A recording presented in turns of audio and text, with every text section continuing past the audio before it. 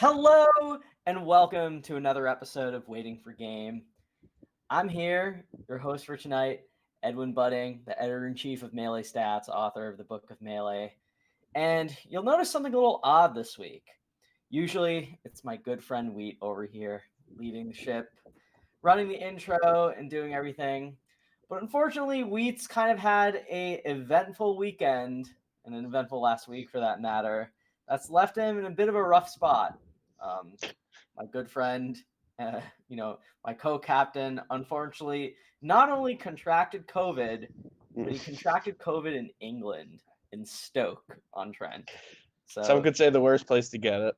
yeah, some could say precisely that. I don't know what's worse between getting a very threatening disease or being stuck in Stoke-on-Trent for the last week.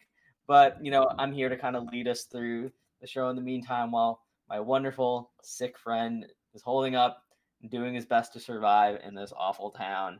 But I'm really happy to have him on the show this week. It's very late over there. I don't quite know what compelled my good friend to come on tonight, other than sheer willpower and love for the game and love for the community. So many of us are worried about you because you're stuck in this awful place and you're sick and you're coughing and all this stuff. You're really horrible. I would not wish this upon He's anyone, no matter laughing. what my beef He's was. laughing. Just totally in the dirt. But I do appreciate you crawling out of it to come here. Can you give a status check, or can you let everyone know how you're doing? Are things looking up? Will you be able to escape this place? How are you feeling, Wheat? You know, um, you have a lot of good questions. You've posed a lot of great questions. By the way, don't get used to doing the intros. I'm glad you're having fun. I'll be back next week. If we do next week, hey, we're a bi-weekly show, as we love to say. But yeah, I guess I got COVID, and I did make a tweet about this, but forever. Maybe you watch this show, but you don't follow me on Twitter. You didn't see the tweet. It's been about probably 30 months, give or take. I think like officially less fewer than 30, just because we think that we started getting COVID in March. Um, Probably has been around for longer than March. So I'll say 30. So 30 months in the US with COVID around, the majority of which I worked at a retail store. I worked at a very big, very popular, very crowded retail store that was busy the entirety of the time I worked there. And gone to a lot of majors, gone to a lot of events. Never got COVID. I avoided COVID. I avoided COVID in events where every single person felt like they're getting it. I went to Smash Summit. I didn't get COVID. Day 3 in England. So SF and I, we take the train to Stoke-on-Trent, and I'm a little tired on the train because I had like 4 hours of sleep the night before, and we're talking about I'm gonna go take a kip. I'm absolutely knackered, just right shattered. I'm gonna if I don't take a kip, I'm not gonna be chuffed. Yeah, normal stuff that you say here. And I fall asleep and I wake up and I am sick. I am out of it. And I take the test and I see the COVID line for the first time ever. And not only that, it is a thick line, like a thick boy. But yeah, in the days since, really, that was the only day that I had really symptoms. So in the days since, I've been feeling a lot better. Just been stuck in like literally the worst place to get COVID, which is Stoke-on-Trent. Having just like the worst food delivered to me. And I guess like the bright side of it is, I am stuck in a foreign nation, like with a disease, but I feel fine. I tested negative today twice for the first time, which is very good. Uh, this is a nation that supposedly has good relationships with America. I am not going to be like taken out and shown in like the public square, like given a lesson to repent for America's sins. So I guess I've been having a bit of a time. I did get to watch Smash Factor and I did get to watch Fate, so I'm excited to talk about that. But before that, Chroma, Chroma. How have you been, man? Been hanging in there. I don't know. I'm a little bit worried we're gonna have to extradite you from England. You've said a lot of It's things over the possible. years. Right? Like I could say that I'm doing okay. I've not left England yet. Right. I feel fine, and my plans to leave are kind of it was able to line up similarly with what I had before, because I was supposed to go on a really magical trip to Norway. But the way that it lined up is that I just had to kind of cancel that trip whole meal. Just really insane. If I wanted to even push the flight back a few days, would have been an extra $300, and I basically lost $300 by canceling it. So kind of fucked either way. But it basically lined up with my original flight home. Goes through London anyway, so I should be fine. I've got to call them to say, hey, I'm not going from Oslo to London, but the good news is that it should be fine, and I should leave. The bad news is that I have not currently left, so take that as you will. But yeah, sorry, Jake, go on. No, it's totally fine. I mean, I was gonna talk about how excited I am to go to San Diego on Friday and have a good time and see people Yeah, and like get to go to the tournament. I'm so sad for you that you didn't experience good England because you've had bad England, which is English people in the Discord telling you things about England that you didn't want to learn, like how the parliament works or how many there's places have there's air some conditioning at lords. 0. Mm, I'm almost worried, right? Because I think, there is a light at the end of the tunnel. You will come home back in America. You will be out of England. But I think what I'm really worried about and what other people around you should be worried about for, tournaments that we attend together is, will we get England out of wheat? Is wheat just going to true. suddenly start dropping words like H bruv H, bruv. in conversation? Is he going to start throwing slang? Is this something we're gonna have to deal with in our personal life now? I don't know if I can handle it. To be honest, I'm kind of scared. Well, mate, that's like a good fear, I think. This is kind of like in a like a horror movie or something like that, like a thriller where like it all seems to end fine, and then like they're like, oh, we like finally got him out of England, and then everyone leaves, and then my eyes like flicker, like they like show the Union Jack or something. You're pretending you're drinking Gatorade, but it's actually just tea that you have the whole time. I did have fuck, what do they call it? They had like a name for the one milk, two sugars in their tea. It's like when you have they've got names for everything. They've got like a lunch, and it's just called a Plowman's. They're like, oh, I'll have a Plowman's. Fucking what it get me out of this place, man. I can't take it. I had mushy peas. This They is are your Joker horrible. moment. They're That's the worst food you horrible. can find. Yeah, They're don't. horrible. I've heard to the contrary that they're delicious, a delicacy. No, unfortunately, these were horrible. I have to be the one. I've not had a chip buddy yet, but I will say that one of their other delicacies, mushy peas, I cannot. Oh man, I want to actually bring up one thing here, and this kind of relates. So I had the mushy peas with a crew, and it was a crew. So Okamid, Pikachu, former TO, not current TO. He was housing me, and he housed SF for a few days because we both came in early to like get a London experience. And he did an incredible job. He took us to locals. He gave us a spot to sleep. He took us out to get great food. And one of the places that we went with Nagaimo. We went with Amsa, and that was the fish and chips place. And Amsa had the tiniest taste of of mushy peas, and like his whole face curled up.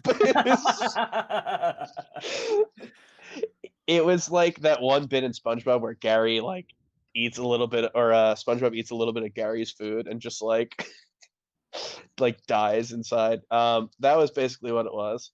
And I also want to say nothing was worse than getting COVID and then saying to myself, you just gave Amsa COVID. like Oh. like you not only have COVID, but you gave it to like the most lovable player in the world, and like the top player that like flew like 20 hours probably to get here. I was just like, oh my god. But he Does he did. have it? everyone tested negative. Oh, there we It go. was like this There we go. magical moment where like Yeah. where only me, the like very staunch critic of this country, for like their how much they put beans on toast, like right, like I wish it came down to like political reasons or something, like ideology, but it's really just I think they say words dumb, and I say words smart. But yeah, it's like it's really insane. Everyone who I was with took multiple tests, all came up negative, so the event was saved. I I am like that the troop who's taking all the knives so that little child can sleep. Yeah, the real guardian. It's like you took all the COVID. You I sucked up all the COVID from England so everyone could have fun at Stoke. They might You're give the you some hero. sort of, I guess not a night ship, but like some sort of lesser viscountessry. Hey, they got nerves for this. You're a lord now at this point, I think. You've proper It saved could the be. queen. Oh, It's possible. by the way, is she dead? Did you look? I was not allowed to go see her. I kept trying to. Racism. Okay, one more thing, and I want to talk about Melee. This is not like a travel vlog, but speaking of going to see things, SF and I we went to the Taint. Wonderful. The Taint? It's a modern art museum. It's called the Taint. It's called the Tate. The Taint. Tate. Oh, yeah, I've been there actually. No, it's I like think yeah. I motion that we start calling it the Taint from now on. No, it was pretty good. Okay, I like watch out. that museum. Yeah. Watch out, they might give you COVID. It's a great museum. It's featured in Mission Impossible, Rogue Nation. Great Mission Impossible. Hey, it's going to be on tomorrow on one of these channels on British TV. I might watch it then. But SF and I went there, and it was really great. Like everything I saw was super sick. Just like really incredible. We almost got like kicked out because I kind of took him through a fire exit because it was like the most welcoming exit, like the most welcoming emergency exit that I've ever seen. It was green. It just like had a picture of a guy walking through the door, and it just said like way out or something. And I was like, oh, okay. I'll take this way to get out. It's green. That means go. I should go through this. But yes, maybe I would have not gotten COVID if I got arrested instead. Who knows?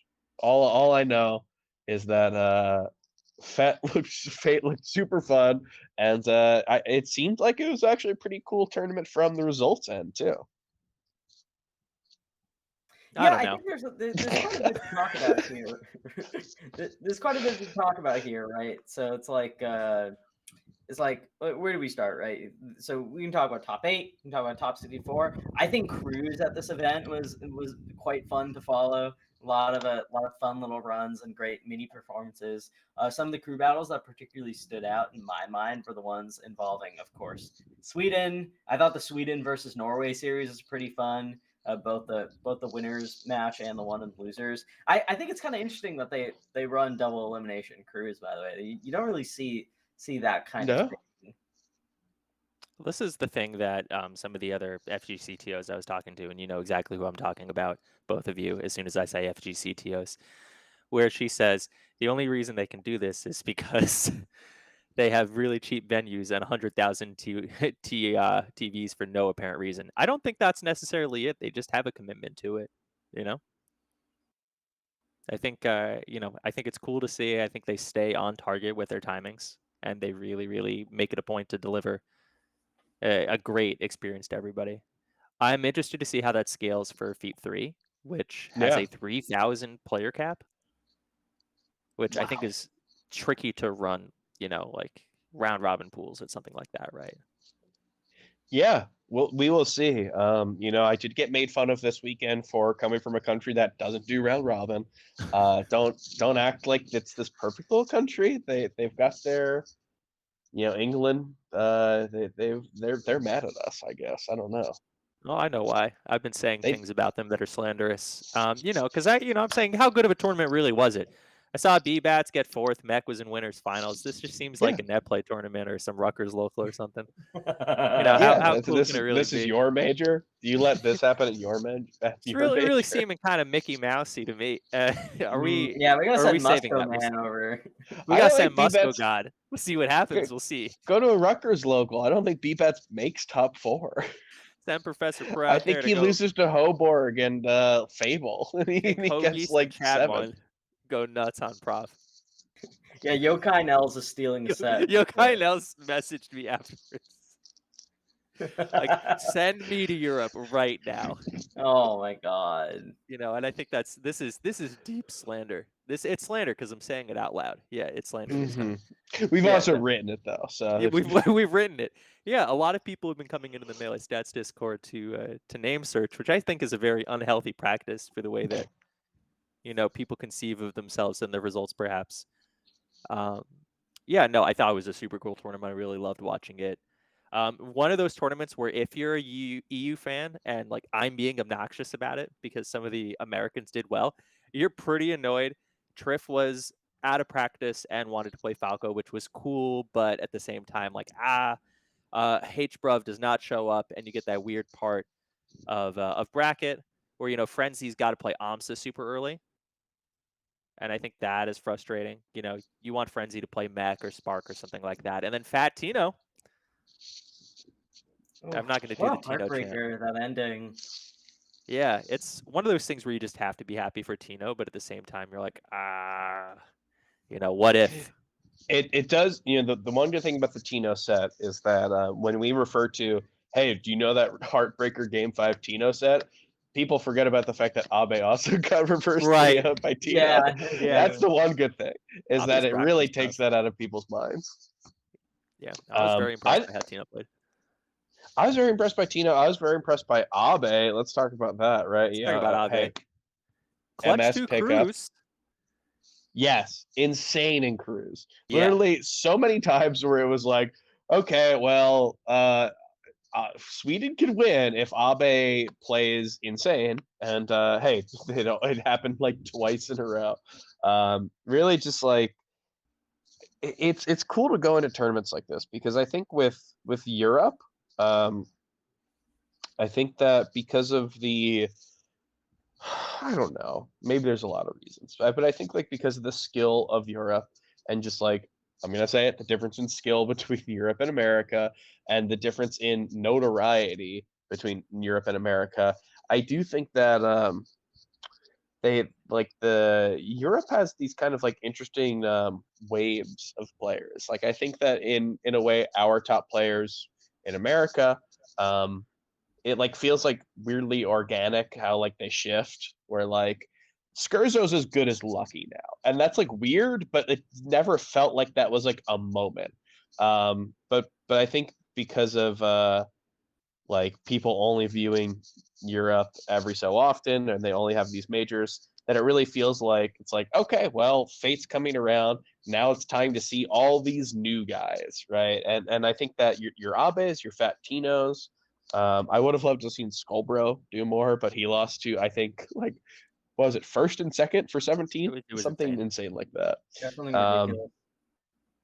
Yeah, I think that we saw a lot of really cool players do really, really well. And does anyone know? Did I win fantasy? Oh yeah, no, fantasy's been bugged for a while. I don't know exactly how they've been adding up points for a bit. It's a shame because Melee Stats, we love doing fantasy, but that's definitely in the back burner at start.gg until I bribe some people or threaten them. It's really one of the two these days. But yeah, if I did win fantasy, it's because of my understanding of all these new up and coming players. That's right. That's right. Then I know a lot of people picked. Who else did they pick other than H-Box? That just killed them because of the DQs. Like I think Max Triff had was a a DQ. Yo, Max. Yeah. Hey, speaking of the new guard, yeah, I know Max. it kind of feels like we didn't get to see what we expected to see. You just have one of those like really frustrating, like car won't start, get COVID before the tournament situations, really. Except for Max, it's 5 p.m. and they haven't woken up yet. Exactly. Well, maybe Which, they're on hey, America time. that's maybe the right time. I mean, It's that also sounds very like in line, I will say, Max, following in a tradition of top UK player.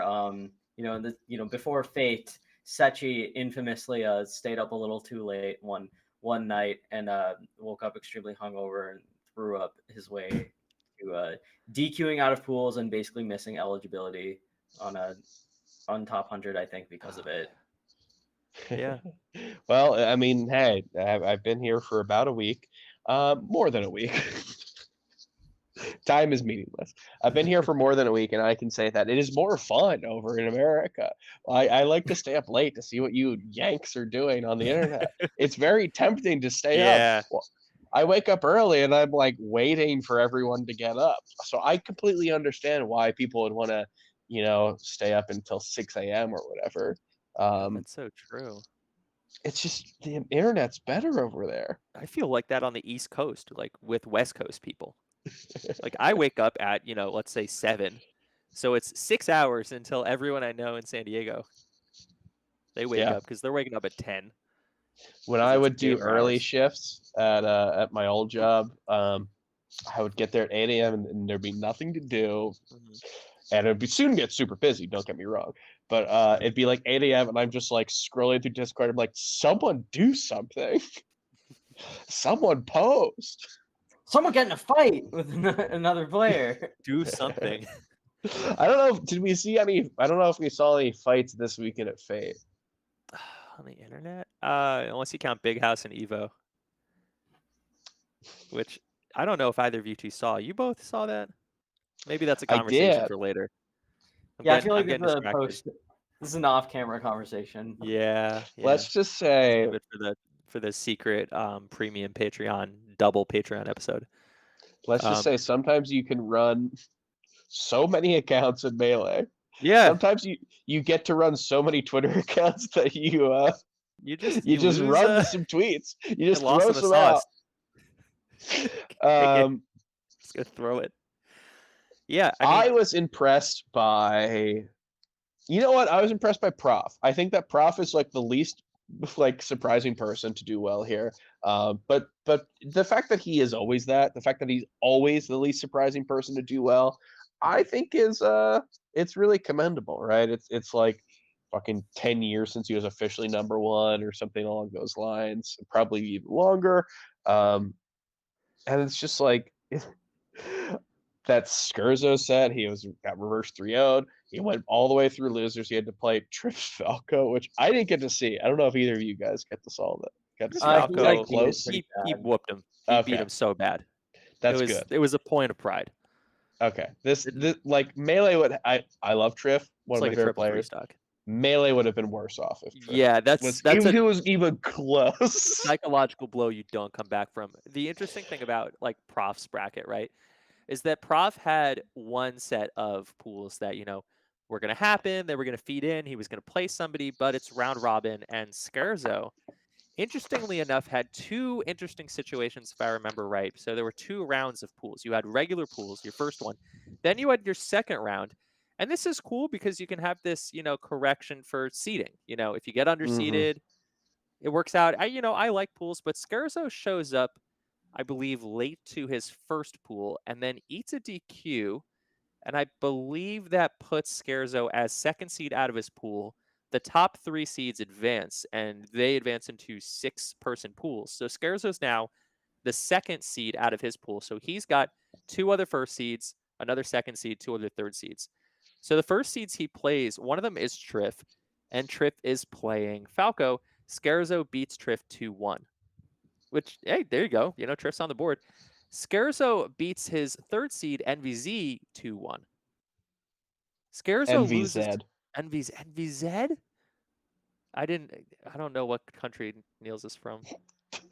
I think they all say Z, dude. I They think all it's say just Z? us. Yeah, they've been talking about their Z buttons and their H's, and I don't know what is even going on. But I don't know what a H Scherzo, button is, but I don't the think they all H have them button, installed. that's the new one. But They Scherzo all have loses mouse click H's. tactical H. But to build up to this, I think Scherzo someone was takes, selling tactical H on the streets of Stoke. Oh my god. You're saying I give up. I give up. I give up. Scarezo can't beat Game and Watches. So Squeechu beats Scarezo, which the which the Europeans reminded me of and said, "Stop talking shite," or whatever it is, words that they say. Scarezo lost to Squeechu, which first of all, that doesn't really count. This, Scarezo has to play like 40 million of these Europeans at once because there's like 8 round robin pools. One of them's gonna get one eventually. No, I still wouldn't have necessarily thought Squeechu would do it. There were hints though. Squeechu's very good. Glaucomite They did great. Toyota also beats Scarezo. Mhm. So Squeechu beats. That's a great win. I mean, there's not much to say about it. I would like to see more Europeans in America. I would like to see more Americans in Europe. That's kind of like our whole point, right? Our goal is to trick everyone into getting angry enough that they buy a ticket and get a passport and make this happen. So Scarezo ends up as the second seed out, and his first seeds are Fout, and then like the super first seed is Prof. And Scarezo Prof has not gone well for Prof. These were actually the two, I think, best sets they've played. Scarezo wins a game 5. That second one was so all over the Second one was place. nuts. Yeah, Prof got that one by the skin of his teeth. But the part that was a little bit frustrating is it's like, all right, well, Scarezo's played Prof before. And then Scarezo plays Mech the next round. And, like, Mech does He not flew come all to the way to England. to play another person who's nominally from Chicago. And then Scarezo in losers beats Itai. And it's not like Itai and Scarezo ever played, but I want to point out, Itai played Spark and Scarezo. So from Israel now, originally New Jersey, Itai has beaten Spark. They have played at a major. Spark from Pakistan for a while now. Itai from Israel now. They go to England to rematch from Shine 2018. And it's just like, I wanted to see just like a couple different, and it's so frustrating because it's so hard to rig, right? Because you shouldn't rig. You shouldn't rig brackets. You can rig brackets, right? But Itai was actually second seed out of his pool because he lost to Mo. I don't know if Mo went DK. I think Mo only goes DK. Mo only goes DK. So Itai loses to DK. And then that's it. Like, you've foiled all of your plans to seed, this intricately planned, no rematches, no sort of situation, right? Oh, that's so killer. That's so By the killer. way, It's what so an insane result that is. Itai dropping a set to a DK. It's actually wild. like, I'm not gonna take anything away from Mo because that's a great win, but like I think I watched that clip of Elena versus Sagat that's been circulating a little bit. Just with the text, like everyone keeps calling stuff 8-2 matchups. Here's what an 8-2 matchup looks like, and it's just you have functionally no counterplay. You can lose this matchup to somebody who's been playing for 3 months if you're the best player in the world. I don't think there's anything like that in Melee outside of like I don't know if there's any real pertinent matchup that's like that. People will say Peach Ices. I don't agree. I don't agree. Like it's terrible. I will give them that. It's 7-3. It might be worse, but like Ices beat Peaches. People said that when wobbling was legal, and it's like I don't think you can have an 8-2 matchup if you have an infinite. If you could like, win I a hate round to say by it. grabbing in the parlance of the FGC. Yeah, no, I mean I think it was a super cool tournament. The answer that I'm postulating here is we just have to run Fate again in FET again in a month. You got it right the first time. Yeah, it was Fate. I want to see It's another right. round of This is the right, like, wrong, right? God, because yeah. Fet is French, but Fate is the anglicized version, which means like carnival type shit. I see. But yeah, no, I mean, all of these players I want to see more of. I think this was a really fun thing. I also think that, we've talked a lot about the Americans here. I think this is a very fun group of Americans because it is not like suffocating in the sense of like HBox was supposed to go. I think that's a not fun American to go for a lot of reasons. Kind of. H-Bruv, everyone's excited until he comes to your ends. And then the Bears start. Yeah, I want to say H, bruv. Well, Kingu was really excited to see H-Bruv on the streets, I will say that. but for there's a lot of reasons, right? But like sometimes these events that you have everyone come over, and then it just becomes every single person in top 16 are you're like token Americans, right? DreamHack Winter in 2015 was like a huge event where all these people flew out, and everyone who flew out was super good, and they all like did super well. And there was like, yeah, Tech like did super well too, but like generally it was like all just the Americans, and then of course like Leffen and Armada. So like this group is super cool because I think that all of these players are on the come up. None of these players has been ranked top 100 yet. All of them are on my ballot for the top 50. I'd imagine are going to be top 50, but I guess we'll find out soon. And all of them are just like beatable, but like could could beat people, right? We talked a lot about Billy Bats, Beast but bats. B Bats was someone who, going into this, I was like, okay, I think he could beat Amsa, and I think that he could lose to like any He could lose to weird. Raul. He could lose to like any weird combination of the like 30th best players in Europe, and then get fucking 65th, right? Yeah, like in like pools, B he Bat's did lose to very Jim interesting Morrison. player to go. He could lose, yeah. Yeah, that did happen. Like, same thing He that I could said and did. before. Yeah, But yeah, no, B-Bats beats Skullbro, beats Rix, beats Ja Riding. Is it Ja or Ya?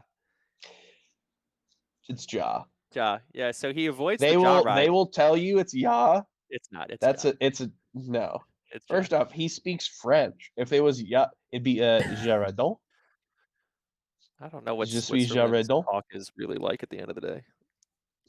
I thought they had like I've kind also of. I want to by the way I want to apologize. So, I know you haven't been talking this entire time. This is the first human interaction I've had in a week. I'm so Um, excited. Okay, I'm man, so just excited checking. for you. It's all it's good. like it's Yeah. this and then it's like me saying cheers mate when the guy drops off my food How good does it and feel to like say cheers, outside mate? my Oh door. God, I say cheers, mate, too now. They've got some good phrases. the England's in them. We're gonna be I dealing with this for a I while. have been like I've been code switching. Oh, Which To generally is not survive. I think I generally just isn't like. used when it's talking about like saying I need a kip. I think I just Um, felt part of myself just die right hearing you talk about England. Oh my God. Man, how did Abba you know have to play Pip? what's really funny is that so I bought a like what's it called? I bought a SIM card so I could use my phone here.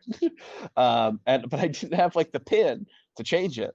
So I just kind of walked around for a while before I got to like drop my stuff off. And before I like got the ability to switch it out. And I just didn't know how much anything cost. I was buying shit and I was like, how many pounds is like a good amount of pounds? I had a kind of good example, like a good like thought in my head. But I was just like, I don't know how much anything I'm buying is. um, It's weird they pay for stuff in like pounds of drugs, but I guess you don't have a stable currency over there, so it's pretty much commodities, right? And you have the tactical yeah, H, and that's tactical. Yeah, everyone was paying in tactical H. tactical H is the only way. Anoke, Edmund Buddick, who were you impressed by this weekend? You know, as insane as it sounds to say for a tournament that he, by all measures among the active entrants was favored to win, I was impressed by Amsa. Yeah. I think this is like, we're so used to seeing him in the States and at big tournaments in general, right? We've seen him make top eights. We usually see him get like fifth or something. We say, oh, like what a crazy run. He beat this person in pools or, day one or day two. Then we see him go 0-2 or whatever in the last day in top eight after making winner's side, or we see him get fifth. And then maybe, if it's special, we see him get like third or second or something. And like the idea of like a Yoshi major victory kind of comes to our head before we push it away in the back, like, okay, like no chance that's going to happen. But I will say, like, as far as like going to a very big tournament that's out of his country, like, and winning it over like this kind of field, it's actually quite rare. It's not often you see that. in terms of entrance and in terms of like the status of the kind of tournament this is, whether it's a regional or it's a Mickey Mouse major, some might say. But even winning a Mickey Mouse major is very impressive. And I think as far as AMSA is concerned, you're not going to find many tournaments that he's won throughout like a very successful career he's had that's more impressive than this one in terms of just pure first place finishes. This might Mhm. actually be the biggest tournament that AMSA's ever won, which is kind of crazy to say considering like how how universally acclaimed he is as a player, and the kind of greatness that we've come to expect to see from him. But I still think this is a step forward for him because like let me think about like something comparable, right? Oh, a while ago we saw SFAT go to Japan, right? SFAT for a long time was someone that we saw, in the same stratosphere of AMSA, right? SFAT actually won that tournament in Japan over him, right? So like I think even for AMSA being able to hold off a field of your pipsqueaks, and then on a level beneath that your mechs, and then like a bunch of players like that, at a tournament as big as this one, I still think that's really good. So while it may be tempting to take it for granted, I was impressed by him this weekend. I thought he did really well. Yeah, I mean, it's not easy to win stuff as the first seed anymore, especially when you're seeded to play BBATs or Frenzy outside of top 8. We've seen a lot of Mhm. people go into these situations, and it's very difficult to defend them. I mean, you have to be basically like Verdugo Fiction is the only player that I can think of who's just that powerful. Yeah, I mean, there are a lot of players that I thought, yeah, okay, they could give AMSA trouble. I mean, AMSA played Skullbro first round of top 60 whatever. And I'm like, okay, yeah, I don't know. There's a world. That's a weird one. There were a lot of like the pip sets were nuts. There were a lot of people in this Well, bracket. Well, the one of first them. one. Oh, actually, no. I think both were insane because the first one was so nuts because Pip seemed to figure it out, and then AMSA Mhm. tears it back, and then you're like, okay, well, I think Pip wins the next two, based on the end of that. Yeah. Didn't happen. 3-0. AMSA No. the goat, doing insane shit the whole time. Super super impressive. Can't say enough about Pip. Really never can, right?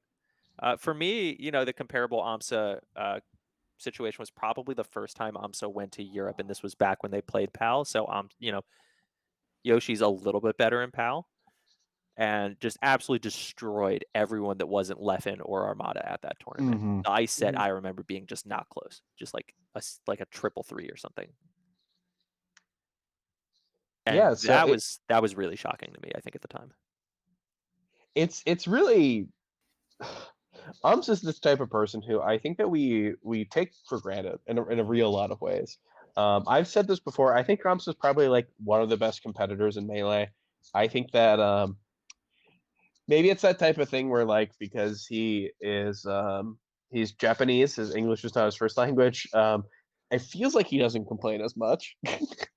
Maybe that's just maybe he's complaining a different language that I don't speak, but it really just feels like anything people throw at him, he takes. And my version of people don't want to work anymore, which I think I'm going to start using, is people don't want to be first seed anymore. People don't want to go to tournaments anymore. But Amsa is a player who is playing a very, I guess, exploitable character. One would Yep. assume he seems to do well, regardless of all these supposed exploits. But he's playing like a mid tier character, and he's going to all of these events. And yeah, like Edwin mentioned, this is the biggest event that he's won probably, and that just like shows that he is going to events where he is like really throwing himself into the fire. He is going to an event where he is going to have to play everyone who's there. It's just like no easy way out for Ramsa. Um, Even something like this, right? There's a lot of people who are very good who could have taken sets from him, and even if it's a tournament where like he is the favorite to win with H box out, he had to travel from fucking Japan to get here. That's not easy. I think you gotta like. I was talking to Nagaimo. He had to go through Turkey. Like it's just like you have to reconsider what geography is if you're like like little American brain to understand what it is. Like it takes a long time to travel from Japan to England just for this. So yeah, it's pretty insane getting to see him do so well because I think someone who is consistently amazing with this character and is like really the only person who's doing that. Someone who like really consistently just figures shit out. Because every single time, like right, like Edwin, all those years where he'd go in, we're like, okay, he's done. We figured him out. Like I he'll don't know end how like I don't know how he'll do with the Foxes. The Peaches Falcons are so scary, right? Like that was the it would just like Or the every Peaches, yeah. time he would like go to America, the end of it, he would look worse for wear, and we'd go, okay, well, I think we finally figured out Amsa.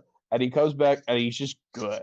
He like every single time he just has gone through expectations. So yeah, I think he's amazing. Let's talk about his second place person here because I think Pipsqueak, former Melee Stats. I Current don't. Melee Stats, if he'll keep putting the name on, Hey, current Melee Stats, gonna- future-ish. Who knows? Well, I guess we'll have to wait and see. But yeah, definitely doing our brand proud because his performances here, it's like I got so worried watching Jaw Ride, and I don't know if you did. And it's just a Yeah. game 5 stop. Like After Mad Tyro, I thought the Jaw Ride was going to be active and that, it was going to be, Pip was yeah, tall enough to ride the Jaw Ride now. yeah, it is just such a treat to watch Pip because I did have him, we'll be doing an episode soon about the top 50 that comes out. I did have him pretty high. I had Yeah. him 23rd on my list, which might seem premature, but based on the stuff that we got to see from him from his American trip, it was just like the Mad Tire lost short, but it's just like when he looked on, and these players who I think are scary for people in that top 25, right? If you talk about like if he plays Scarzo, I'm not worried. And if Magi or like Null plays Scarzo, I'm like, and that could be anyone's game. So to see Pipsqueak like really just follow through with this idea that I had of him as like a mini little Terminator, was very fun to watch. His prof set, I They mean, come buzzsawed on, him. man. He's got him right now. That was Yeah, the I mean, saddest think- part about Prof. I did not want Prof to Yeah. play Pip. yeah, I mean, it is funny because like when like obviously we're friends with Pip. He's one of our players. We have a good idea of his strengths and weaknesses. It was funny, like maybe I don't want to project on, but this is just my interpretation of watching the stream. It did feel like the mood in the room like soured when they learned that Prof was going to play Pipsqueak because that's been so ugly. Yeah. Like Yeah. it's really had his number for quite a bit. It's like watching your dad get beat up outside of the fish and chips. It really the vibes were abysmal, and there was a very good reason for that to happen, and we saw it. Like you Yes. wanted to see Prof versus Mech, right? You wanted to see Prof versus Spark, right? Because both of those, well, no, Prof Mech didn't happen. Prof Spark did. We saw Prof Spark, right?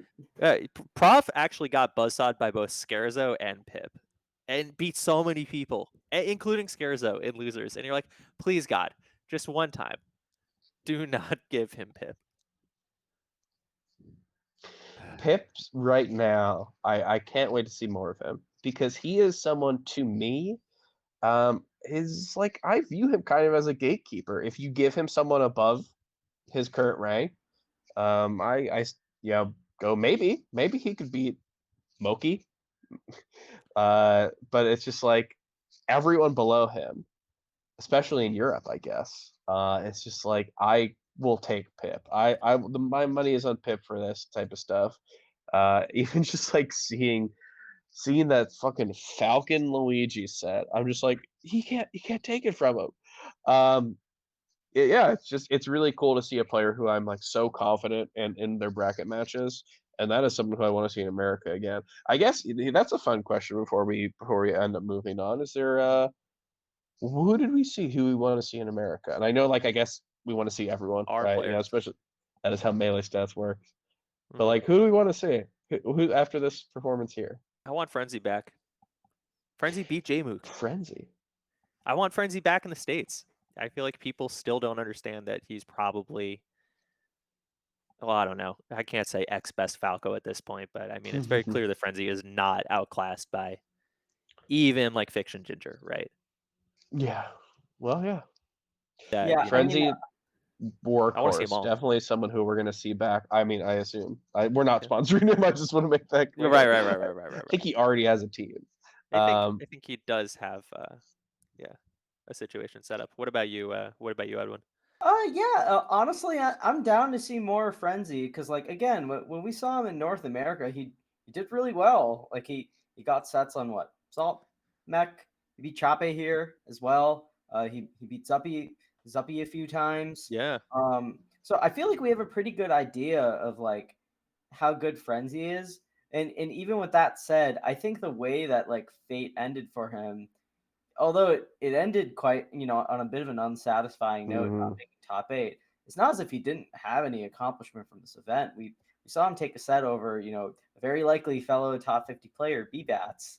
So I think Frenzy is a pretty good pick for someone we want to see more, if only because, we have a good idea of where he is now, and we want to see how he continues climbing, right? But, I'm actually going to go in another direction. I changed my mind. I think I'm going to go with Prof. I feel like Prof, we just have in terms of like very big tournaments, They could play I feel Scarazo like we again. haven't seen the like perennial top like 25, 30, like that, like, the kind of player that we've seen make major top 8s. We haven't seen that in a really long time. We know he's still really good. You have the results to show it. It just haven't really come at like very big tournaments. So I would like to see Prof get another chance in the States. And I would like to see him go on and have a bit more of a Sheik and Peach heavy bracket and not run into the Fox Ditto monsters we've seen give him trouble. You guys are so boring. They both went to America. I know, but I want to see They both just went to more. 2 North American majors. Frenzy was at Summit. Okay, do you want to hear my pick? Yeah. Here's the player who I want to see more of. Pipsqueak doesn't count, by the way. I'm not picking Pipsqueak. Okay. Another player who's been to America a lot. Here's a player who, based on their results in Europe, I want to see in America. Maelstrom. Send whatever Maelstrom was playing out there back here. That Maelstrom and Yokai Nels, and we've got. Oh my god. We got grand finals. So Maelstrom is a good player. This is true. I did not expect. Beats Max, beats Kingu. Yeah. Let's see. At this tournament, takes a game off Prof. Yeah. Makes it to play. Loses to Mech and winners or something like that.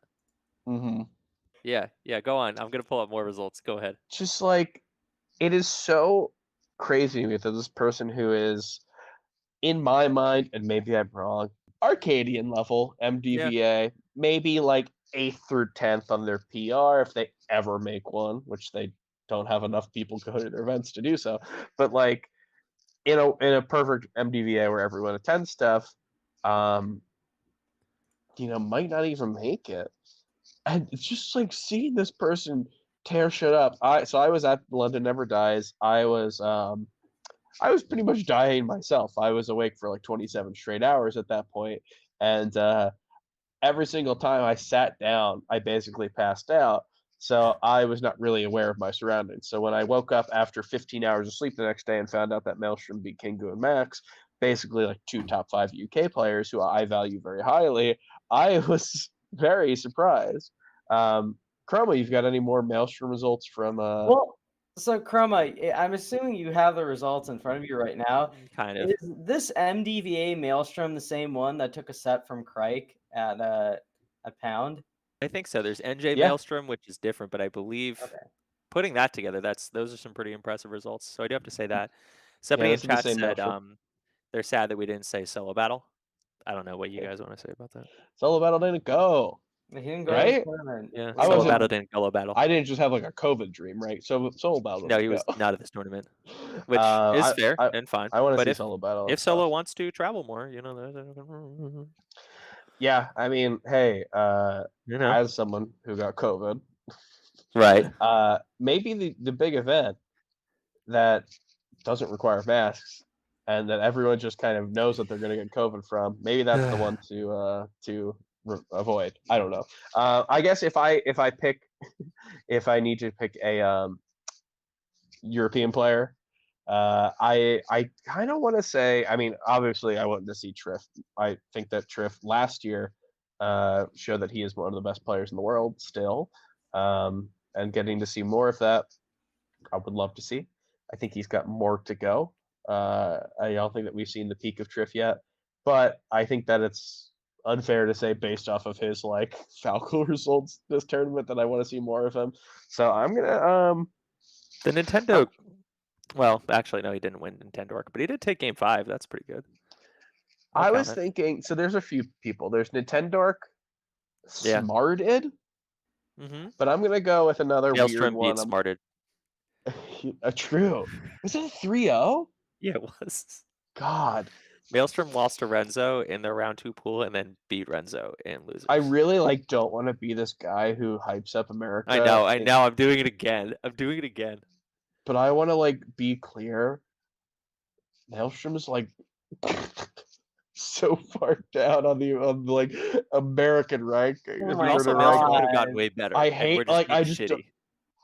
Okay, let me talk about a European player that I want to see, and I did mention them earlier. And this is someone who got a little bracket fucked, and it's Skullbro. Skullbro. Yeah. I mean, it's hard to get bracket fucked here, but did He did get pretty early eliminated. B-Bats and Amsa just boom boom.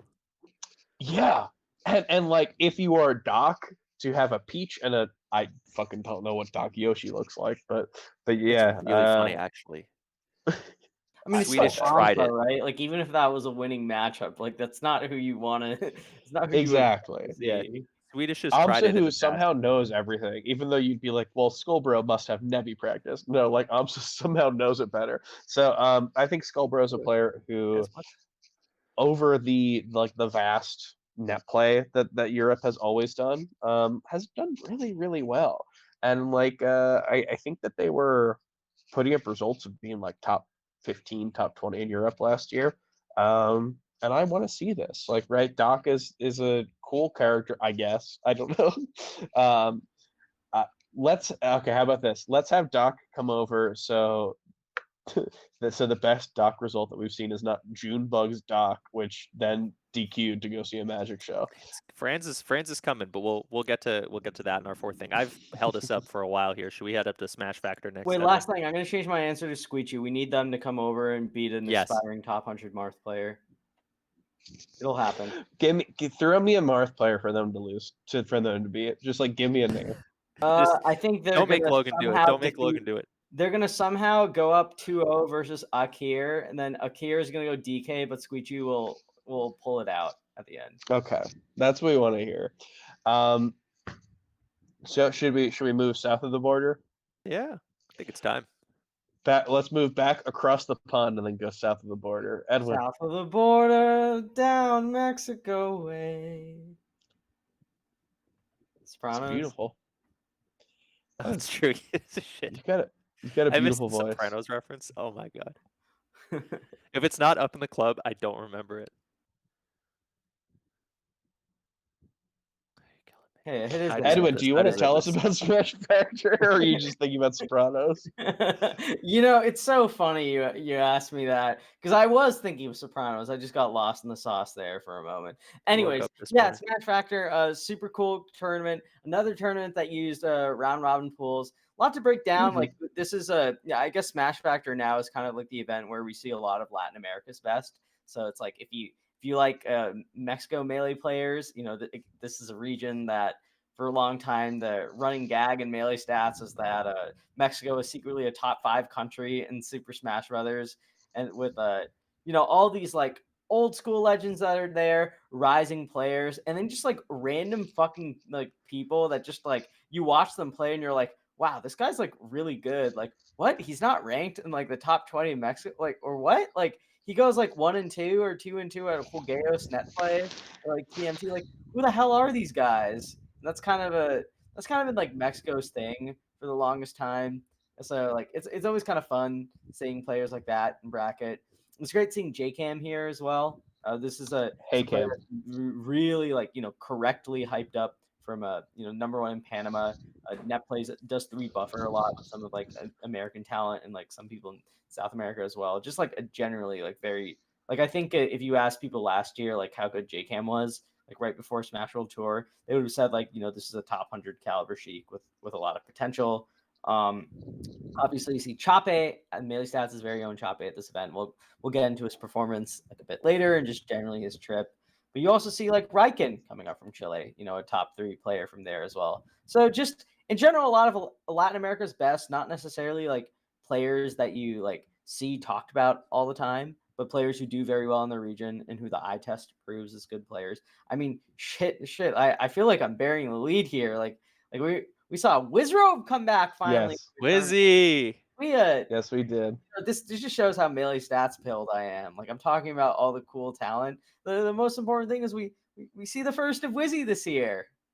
How's that? It's funny. For the Monday Morning Marth roundtable that unfortunately Wheat has not submitted his questions to, and maybe we edit that back in post. Excuse me. There was a question. It's a how many more broken people? app. It keeps asking you about grammar. You're in Britain, my man. Dude, I'm in the wrong country for this He shit. keeps trying to type this for everybody at home. He keeps trying to type his answers basically on his phone because he has no computer. He's on his I phone didn't right bring now. my laptop. And he's trying to get into the Google Doc, and the British version is like, "Oi, would you like a grab a check in it? Would you like a grab a check?" And it's like every 5 seconds it flashes up on the screen. I gotta say, Excuse me, sir. American Grammar Police is already bad enough. I can't, I'm sure the English or the British Grammar Police must, they must walk down some like dark I've slandered path. the British too much. I need to bail out of this bit. Yeah, I was wondering at what point does it just become xenophobic, but it's just mean at this point by a lot. Yeah. But when I do it. But Jake, your column. Sorry. Yes. So everyone has to answer the question: how many more people this year will win a major? And some people said 0, and I'm like, Wizrobe is literally here. Some people, he will come back and kill us all. I was the all. only person that said 0 more. Well, that's not good for you. I was trying to cover for you. But yeah, no. I mean, the big question was Wizzy gonna get I don't know how to say this. The health issues were looking severe from what little we heard about it, right? It was really more of the question like, will Wizzy be okay? Not do I get to watch Falcon do Falcon things, Yeah, So silly to say. it was very clear that it was not something that like it was not something that was immediately in his control, right? Not at all, yeah. It was unusual. So I didn't really care how he did. I was just happy to see him like alive and doing good, and he played great. I mean, he played fantastic. This was a tough pool of players. I mean, the talent was incredible, and I mean, I'm always surprised by how many people I don't know. Like, I saw Alex 19 was the first seed, which I thought, oh, okay, well, I don't know. Alex is a little bit nervous in tournament these days, and definitely not where he was, and loses to Daxus, and I'm like, well, okay, I don't know who Daxus is, and then Daxus beats Valdo. Yeah. Daxus looks great in losers too. I think Daxus got 13th at the end of the day. Yeah, looked like a very strong player. Never heard of Daxus before this. Yeah, I mean, Eddie, Mexico beats Johnny and Lucky. Smash Daddy's there. Juanito Cam is there. Meds, who then goes on a psycho run. My son Chape. Yeah. Mele Chileno. Homero. Well, he's Homero. But yeah, I mean, I thought this was a win that was very, very good, and nobody's going to realize exactly how good it was. It does really have that type of thing where, like, if you look at this, you're like, yeah, I don't see why Wizzy wouldn't have won this, but it's a really interesting thing for him to come back to. One, super random for him to do Smash Factor of all. Yeah. Like, he is like dying, and he's like, I guess I'll go to the Mexican one. I don't know. Maybe he's getting some illicit Mexican medicine for him to be. I thought that was a possibility. I wasn't going to say anything. I mean, hey, who knows? As you tell the joke, I mean, I think it through, and I think, yeah, there's an. As I tell the joke, I get a DM from him. It's like, hey, can you just be chill about this? Zip it. But yeah, this is like a really weird tournament for him to go back to, but it's also really cool to see with this type of pool, right? This is just not like, it's not like him coming back to Double Down or CEO Gommel or Yeah, or CEO. which I know he doesn't live in, but still, that group of players. Well, all of these events, I think, were events that he signed up for or was likely to sign up for. I don't think he signed up for CEO, but I mean, if he were feeling fine, he would have. Like, all those former Florida players still support Florida. But yeah, I mean, it's just like this is an interesting thing for him to enter because it is not this like super stacked event. It is this type of thing where we look at it and we say, oh, he's supposed to win this, and I think he will, but there's maybe a chance that he isn't. Him versus SJ would have been very interesting. We didn't get to see that because of the insane run by two different pretty underrated players in terms of just like we know they're good. We've known they have had great results. They've had good online results, and then they just go to events, or in the case of men's, don't go to events, and just have not been putting up the same stuff. So to see these results was pretty awesome. But yeah, I mean, I like Wizzy here was very, very cool. Very good to see him again. I'm just like, I watched that man tech chase and do his shit, and I'm just like, I am glad to have this. It's It good, did feel good like to be something was back. missing for majors, right? Like seeing Wizzy like hit J Cam or like a Sheik with 3 up airs across, Yeah, off stage and then grab ledge. There's something quite, and then like once a game he hits some like ridiculous SDI near the ledge or whatever, and like regrabs his opponent, and you're like, oh my god, how did this guy do that? It was kind of like part of watching a major that I missed. I kind of have that, I was so used it's to good it. to have him back. Louis, I mean, I'm not even a Wizzy fan necessarily. I don't consider myself like the guy who's rooting for Wizzy at every single round, and yet I'm like, man, Yeah, you're definitely I not a Wizzy I fan. I'm You're more of a Bond type. I'm a I Soup forget guy. what he says. Well, you've just been bonded. You've just been by. It's literally his name. The only thing I know is the meme where it's like none hits a sick combo on Piskel per 7. And it's just camera. No, Dude, I mean, Piskel per 7 was getting hit by Meds a lot of is stuff. on fire during grand finals. It goes down to game 5 of set 2, and Wizzy wins neutral 5 times. And that's the set. It is just like the best way for it to end, right? It was incredible. It was super down to the wire, and then it's just like Wizzy just at the very like last possible moment for him to do it, he just goes, by the way, I'm still this bitch, and he just like does exactly what he did before. It was vintage Wizzy. It was so cool to see. I mean, those entire sets were great, That right? bitch, you mean. Because sure. Yeah, 'cause, like, that bitch I read as non-derogatory. This bitch I did. Yeah, this true. And it's just yeah, he is that bitch. I'm sorry. In the UK Apologies, they been don't around. use that word. Yeah.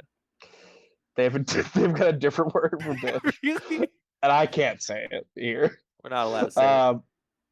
But Meds was looking great. It was one of those really cool sets where Wizzy was missing some stuff, but Wizzy wasn't playing bad. I think that if No. you look at this, you might go, oh, it's Wizzy's first turn back. He probably was not 100%. He was probably dropping shit. And I think that I'm not willing to say that this is Wizzy back to his peak form. But he was there. He was good. He was doing stuff.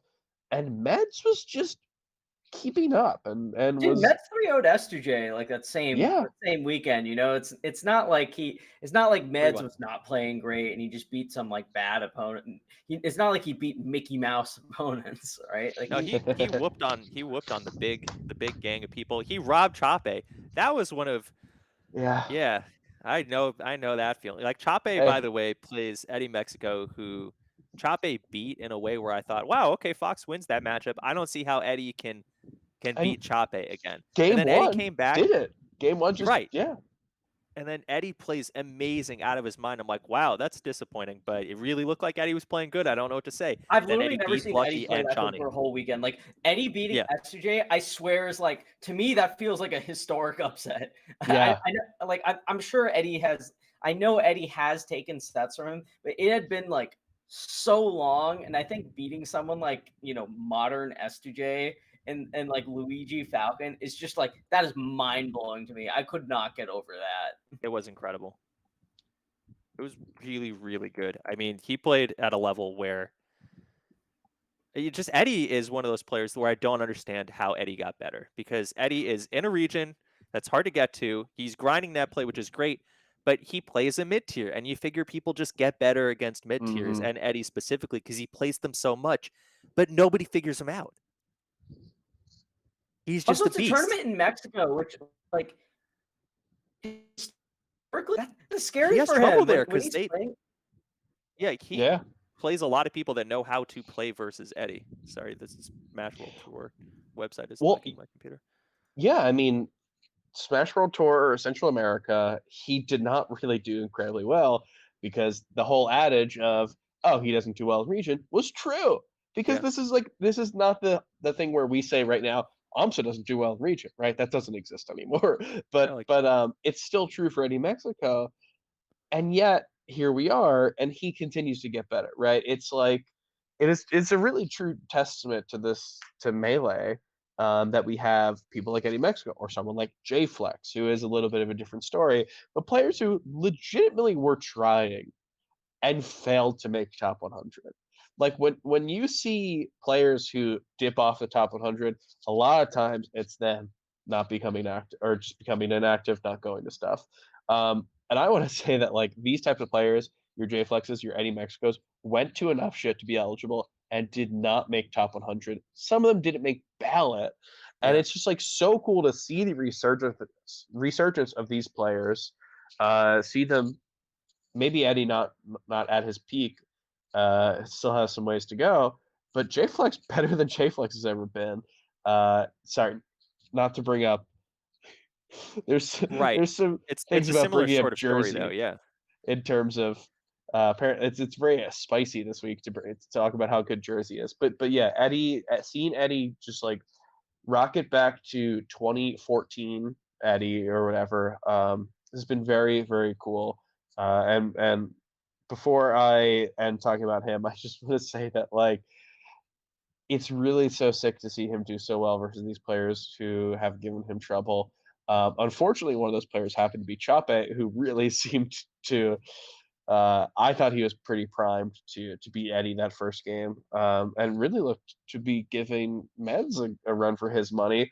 Unfortunately, he just ran into two players who were having possibly some of the hottest tournaments they've ever had.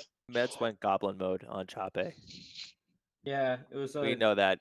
that's kind of ran him over near the end. Meds is But so good at like Foxmarth it on was both still a sides. good. Yeah, I mean it was still a good run from Chop at the event. Like it's Hey, yeah, of course. He beat it's not Far. an easy thing to beat Far, Terra. Yeah, Could have lost to Valdo. I saw that set. Good play. he could have lost it all. He could have lost to Valdo. The Chilean players were saying they need to get him on a TV and practice edge guards and not get nervous. And I don't know. I think it's easier said than done. That was a spicy Fox Ditto. That looked like a battle. I was happy to see Chape run into some spots where he wasn't totally comfortable. Right, a lot of weird Marth, a lot of stuff going on that is tricky. I don't think Chape, when he was talking about it, felt like he was playing particularly good any of these 3 days, and still had a great run, made top 8, and lost to second and third at the end of the day.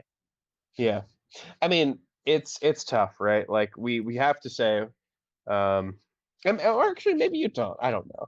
When it comes to these types of results based things, I've never known whether it's like the humanitarian thing to go, oh, they like Logan stayed up like all night before tipped off, right? Do I say that or do I say Would not say, it's a yeah. loss? Logan had a good weekend. But let's not. Oh, sure, yeah. Yeah, just to But mention that Logan plays a net play tournament and a regional at the same time. yes, it's the bag. That's insane. It's the new bag. But yeah, I mean like Chape did extremely well here and was like pretty clearly not at his peak. It's something that like can be easily explained away by the fact that he is on like month, or I guess the end of the month, like week 4 of a different event every single weekend in a country that is like not his own. Uh, he's been away from home for like a month at this point. It's very easy to explain it all away, but it's really good to see players who are able to like pick it up, because you're going to have situations where not everyone's playing in their peak play. So get to see all the sides of his play throughout this trip has been really cool. I was like fucking tearing out my hair like every set he played, because every set was a clincher this tournament. But yeah, it was super cool to see, and I think like I love Chape, right? Of course we wouldn't have paid X number of dollars to get him out to this stuff if we didn't. But I will say, as someone who loves Chape, as someone who thinks very highly, he exceeded my expectations on this trip. Like, I believe in Chape so much, and even then, I did not expect it to go this well. He came out of this. He's got a Fizz win. He's got a Max win. He beat Morse Code. He beats Eddie. He beats Mech. And I look at the sets that he loses, and I think he loses to H-Bucks every day of the week, unfortunately. But most of those sets, I don't see them as like definite losses if there's a run back. That Frenzy one, he was rough and it was rusty, but it looked doable. Ben, I mean, hey, give my boy Sheik. I think that's always doable. Of course, the Eddie set, like he's beaten Eddie. 100 good. That last Hundo set, yeah, it's just it's really impressive to me where I look at these losses and I'm like, I don't know if these are always going to be losses if he keeps doing this. Very impressive run from him. I came into this obviously liking him and obviously knowing he's good, but I came out of it with an even bigger appreciation of what he's done. As Homero. As Homero. Yeah, I really Homero enjoyed indeed. the run. Really enjoyed watching it. I was most disappointed with Alex 19. I know he was reading chat during top 8, and I said, give us a Melee Chileno one time for the boys. And he did not. That's what we call going Hollywood. And we don't like to see it here in Melee Stats. No. We're not a big fan of Hollywood. At least when other people go Hollywood, they tend to throw money our way. That's true. Or like a Melee Chileno one time. Walt hits the Melee Chileno. Walt would do it. Radar What would that sound like? Radar, we would lie to him and say a top player told him to say it. And we would trick Radar. Melee Chileno? Stop it. Melee Chileno. Tune back in for more Melee Chileno. He's got a good voice. Tune back in for Melee Chileno. You're not hitting it. No, like Jorge and Junebug run Melee Chileno nonstop. Those two are demons. Those two are absolute demons. I had so much fun. But yeah, which brings me to my next point, which is Mickey Mouse Majors, right? Yes. Right. I don't know what the question is here. So like, just for reference, my idea for this topic was to investigate this idea of Mickey Mouse Majors. Like, what does it mean to be a Mickey Mouse Major? Where does this term come from? And what like broader concept is a Mickey Mouse Major supposed to open our eyes to? And what kind of takeaways can we get from the existence and presence of Mickey Mouse Majors and in the current like community landscape? So this is kind of your opportunity to take the floor. If we see it fit, we'll ask questions about it. But I think really, Chroma, you're the perfect person to talk about this sort of thing. Right. So my understanding of Mickey Mouse Major, it's funny. I'm trying to remember where I first heard this. This has got to be a basketball thing, right? From the finals. It's a basketball thing. It's about it's the new way of saying paper champion, right? So I mean, it's possible that this could have existed before, but the big surge of Mickey Mouse is LeBron has a Mickey Mouse ring. Because you love the idea of just having some kid's version of the ring that doesn't count. You think well, like official. there's a really it's like I get it, right? Because so he won in the bubble, the NBA bubble, and people, I don't know if this is recent, people keep posting clips of like players going insane in the bubble, and they say, I know the bubble's fake. Like, it's this weird thing with like, I know this is fake, but this is a cool dunk. And then everyone's like, it's a cool dunk. It's like, it would have been a cool dunk anywhere. They drove themselves psychotic by the notion of Mickey Mouse Major. Just like, they're like, hey, I know it's fake, but watch this. Yeah, but so they win in the bubble, and people will love to like tear down LeBron.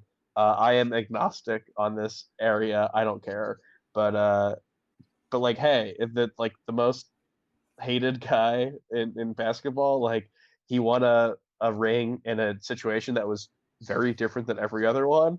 Um, that is like subject to people questioning the veracity of it. And then also the NBA bubble was in Walt Disney, Yes, the which resort is in Orlando. literally Mickey Mouse land. So it's literally the Mickey The Mickey Mouse Mouse aspect of majors. it. I wanna make a retraction.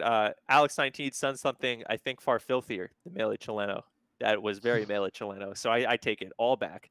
But to bring me back to Mickey Mouse Major, it's really something where you look at it and you're like, that was kind of fraudulent. I went through the entire history of chess champions to determine, level of Mickey Mouseness. Because right now, Magnus Carlsen has decided, yeah, you know what? These matches are terrible.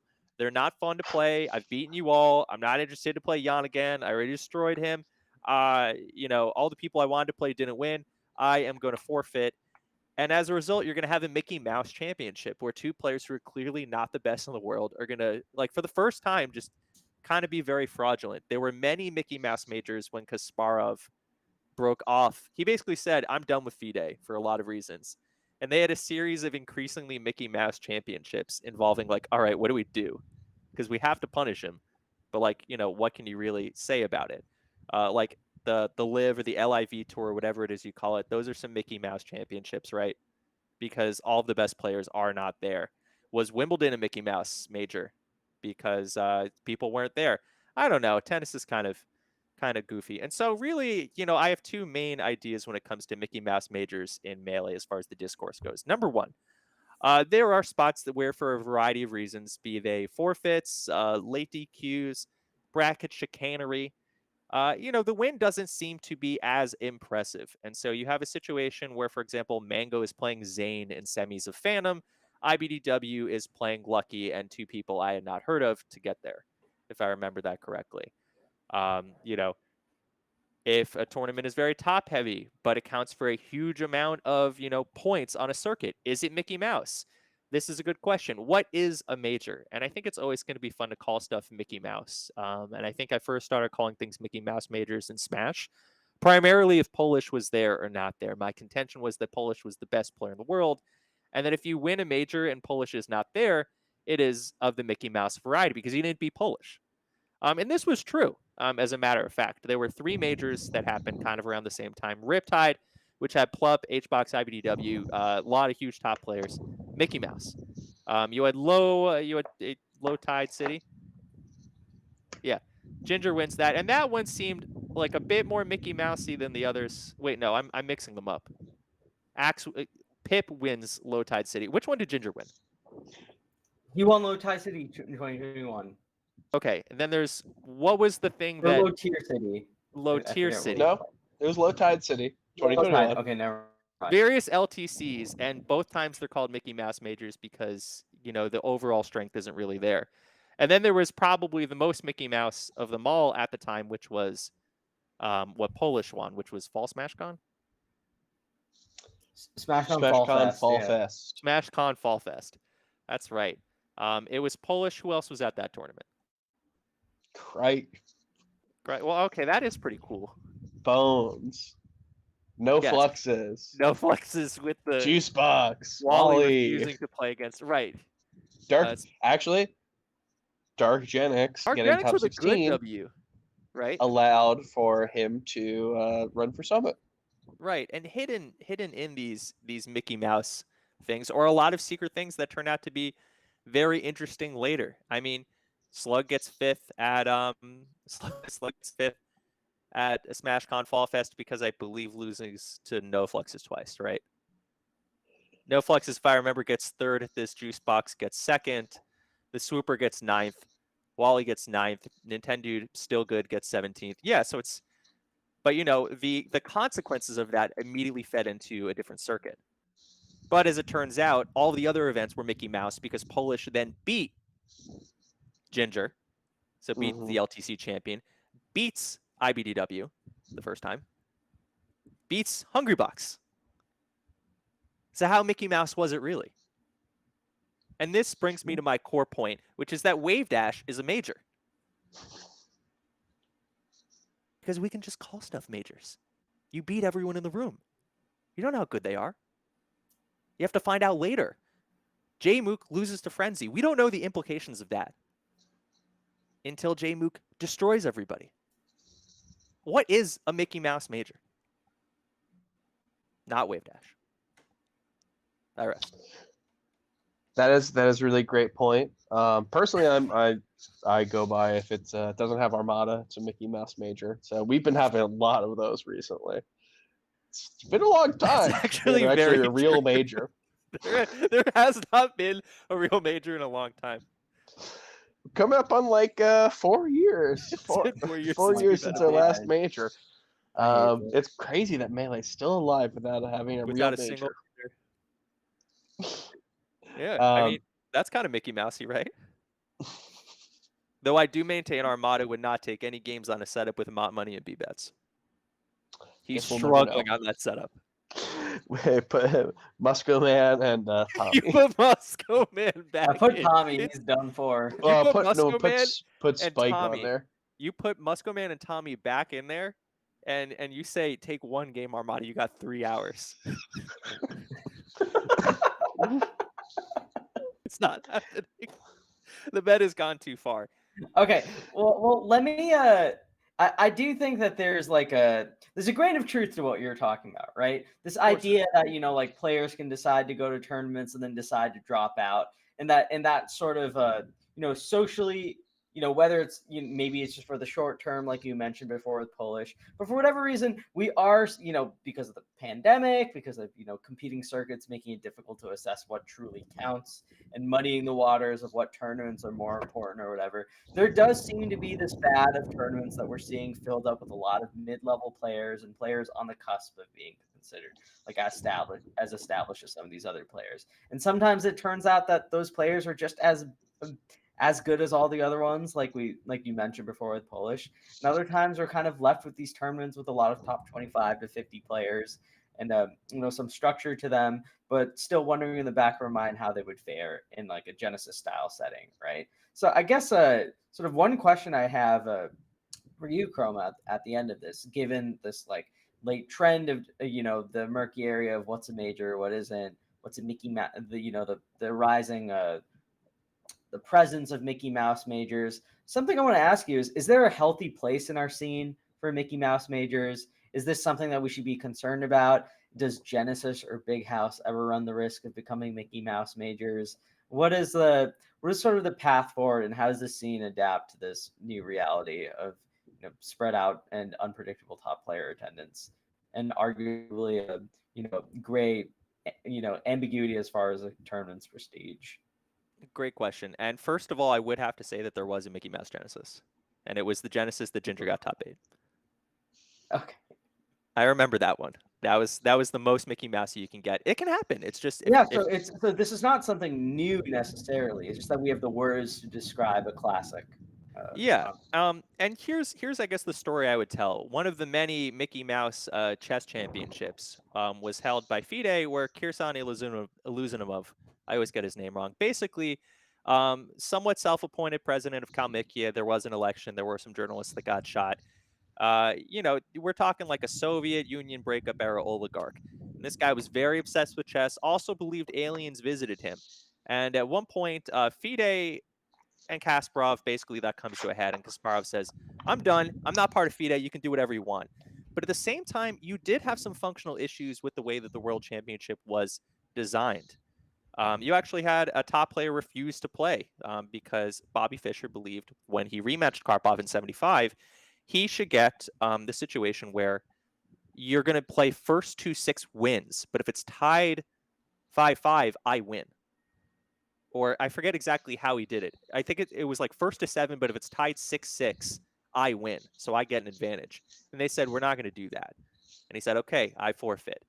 You had a situation where they really experimented with first to 5 to try and, but this is wins, to discourage draws.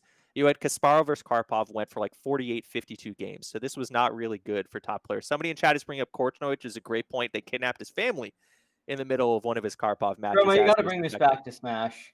Right, sorry. So they try a single elimination tournament where you're basically playing 128 people round after round. And normally God. these matches are like 30 games or like in that range. It's like 8 people play matches to get down to there. They threw 128 people, best of twos.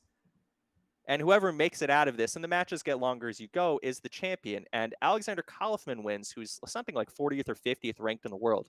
And everyone calls him a Mickey Mouse champion. And he says, you know what? You top players, all you do is you hang out and you only play each other. You don't go to events unless the other ones are there, or if you get a big, sponsorship to show up. All you do is you play each other, and we can't tell how good you are because you mostly just play each other and you hide your ranking points with each other. I'm saying you guys are the real Mickey Mouse champions. And, he was like kind of right and also very wrong. But I think this is kind of the approach that you have. Like if top players are just not going to be at a tournament, this is Blur's idea where you're like, no, this counts. There's no way Genesis could ever be Mickey Mouse because it's Genesis, right? And so you play this game either with circuits or, some sort of clout or notion that like you win a major, you have a point. So there's some attempt to fight back against that. And then the other thing that we can do is we can put wheat in a tiny room and reseed every top 32. It's always the So we got to tiny keep room. him in Stoke, is what you're saying. We got to keep it doesn't have to be Stoke. It could be a tiny room everywhere. But you have situations where top players just either DQ or can't show up or get sick in the middle. But you always have this ability to reseed. So you can have a relatively balanced bracket and avoid the appearance of Mickey Mousity. And these are really our two options. Chroma, you mentioned one thing a while back, and you said a lot of interesting things. I'm sorry. But you didn't ever top what you said a while back. It's just that you can call something a major. Now, a few episodes ago, I think it was with Vish. No, I don't know. We had, hey, go back and find it. That'll be fun. Go back through all the old memories of the show. But we were talking about something, and I was like, I don't know who calls something majors. And then our guest was like, isn't that you guys? And I was like, wait, it is us. Oh, God. Who else is deciding what a major is? We'll decide. All right, so here's how it goes. Decide. Fucking say something's a major. Do you know what happens if I say something's a, if Melee Stats goes blank, this thing is a major. They're like, well, there's no top player in attendance, and I don't want. IBDW is just like, well, I got to win the major. Yeah, they're like, I don't want Logan to be a major winner. It's like Logan, Panda, that's it. It's like, well, I guess I gotta go. Armada's not beating Logan or Panda, by the way. Yeah, but at least you gotta try. Do you think this is ever going to work, like us just blatantly baiting Armada into coming back? We talked about this, right? You get to retire peacefully if you don't talk about how you did in Smash. Like Mewtwo King is going a little bit too far for my taste. Yes. He's starting to tweet like, actually, I had a super good mentality. He's like, actually, I won a lot of majors, and I did it because my mentality was great. And Actually, it's like, super excited to play everybody the whole time, and I was never super not happy to play Puff or ICs or PPMD when he was dominant. Or I don't remember. Maybe my mind's foggy, but I don't remember this. I don't remember. Which I mean, I think he's found peace. I think ironically now he'd probably be, the most ready for tournaments, except he's probably still going to ask us to seed us away from Ice Climbers. Well, I mean, part of being ready for a tournament is signing up when the registration is open. And then another part of being prepared for a tournament is signing up like a day or two after registration closes. He can't do either of these things yet. And then he's at the level where he will ask to be signed up about a week after registration closes, which for most tournaments is when the event starts. So there was actually, and people may not know this, and I don't know, cut me off if you don't want me to talk about it. There was almost a Mewtwo King appearance in singles at CEO 2022. So tell us a little bit about why do you think that happened? Because my theory was that he thought like, oh, hey, that's a major. I want to play again.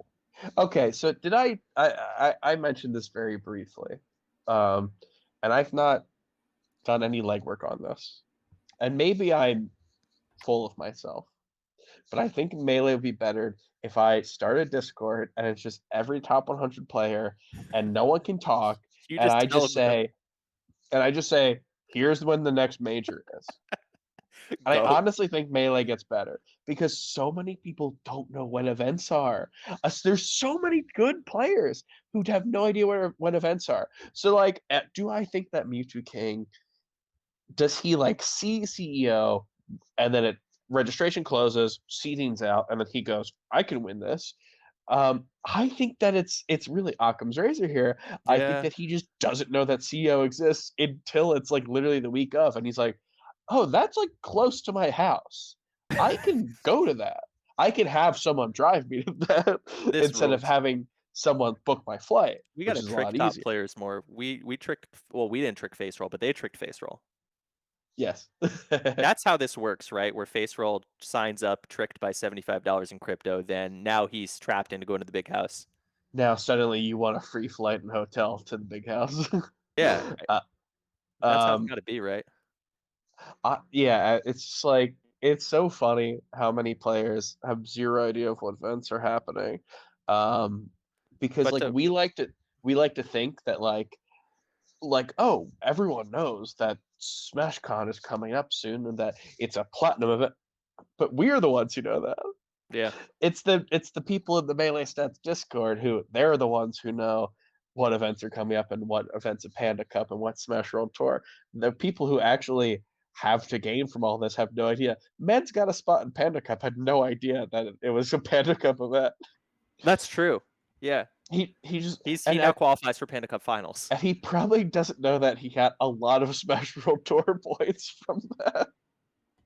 Oh my God, that's true. It Yeah, was a Smash World Tour platinum event. He probably just like, oh, I love Mexico. I live close to Mexico. I will go to this tournament. I'll go to Mexico, sure.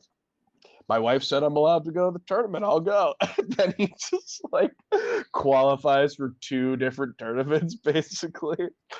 Yeah, no one knows what tournaments are happening. It's like so funny. Honestly, if the like Mickey Mouse majors get rid of, if the Wheat Discord exists, and I literally just go, this is your next major. I am like Mission Impossible. I just go, here's your next mission. You are going to go to Chantilly, Virginia to play in SmashCon. And suddenly SmashCon's a super major. Wave Dash is a major. Wave Dash is a major and it's coming up soon.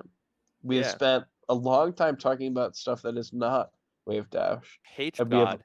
we really don't have much more of the show to go. I think That's true. that J Mook is gonna win. I think J-Mook actually has one of the most dog shit brackets that I can imagine for J-Mook, but J-Mook will win, and it will be glorious, and Who's we in will this say that battle? J-Mook has SFAT in winners quarters. Yeah, Ooh. super tough. Basically the best Fox versus Sheik you can imagine that isn't Plup, I guess. I've And even wanted to so, see even that. so. I've Like- wanted to see that for a long time. I don't want to clarify. IBDW and Mango are good at the matchup, but SFAT for his level and for how long and how dominant these head-to-heads are, SFAT I think is better. Now, I was really impressed by J-Mook dismantling Zuppy. Yes. That was insane. I was like, wow, Zuppy could win. I can't wait to, think about that later. I missed the tournament. I come back, I see J-Mook do that double stop turnaround of tilt combo. Insane. And I'm like, oh, nope, just kidding. J-Mook's the GOAT. It's so funny. Like I know that we're being it seems like we're being hyperbolic when we go Zuppy's a little scary for J-Mook, but I think that Zuppy is one of the best foxes in the Sheik matchup. When Yeah. he was way worse than he is now, he dismantled Dreffin, who is way better than he is now. It is just like 15-year-old foxes, it's tough. they're like he is so good, and Yeah. then now That was his best win for a while. J-Mook was like, what are you talking about? Why would you ever think that I don't think this guy's I very had good a at all. chance to lose Yeah. to this guy? Like Mhm. just 6-0 and was dancing on him.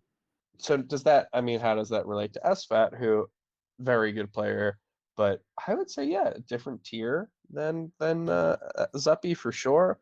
I think that's gonna be interesting. on I the think rankings, he what is won't really be. interesting here is that this is a major. Yes, that's full stop. This is a major. Mhm. But this is a major that has Jmook. It doesn't have his good matchups. No, he plays the winner of Logos and Asashi to make top 16 the top 24 winner side. So Falco did drop a game to Cliche. I don't know. He's then got the winner of Franz, most likely it's going to be the winner of Franz and Azel or Cliche again. If Cliche beats Azel and Franz, SF also is in this pool. SF, my goat, could do this. Oh yeah, my God. Yeah. But then after that it's SFAT. After that it's Mango. After that it's HGod. Which is just like That's so his he worst possible bracket. exactly. And Jmook's thing for me right now is it's kind of like the ticking clock as to when he's going to win a major, which I think he will.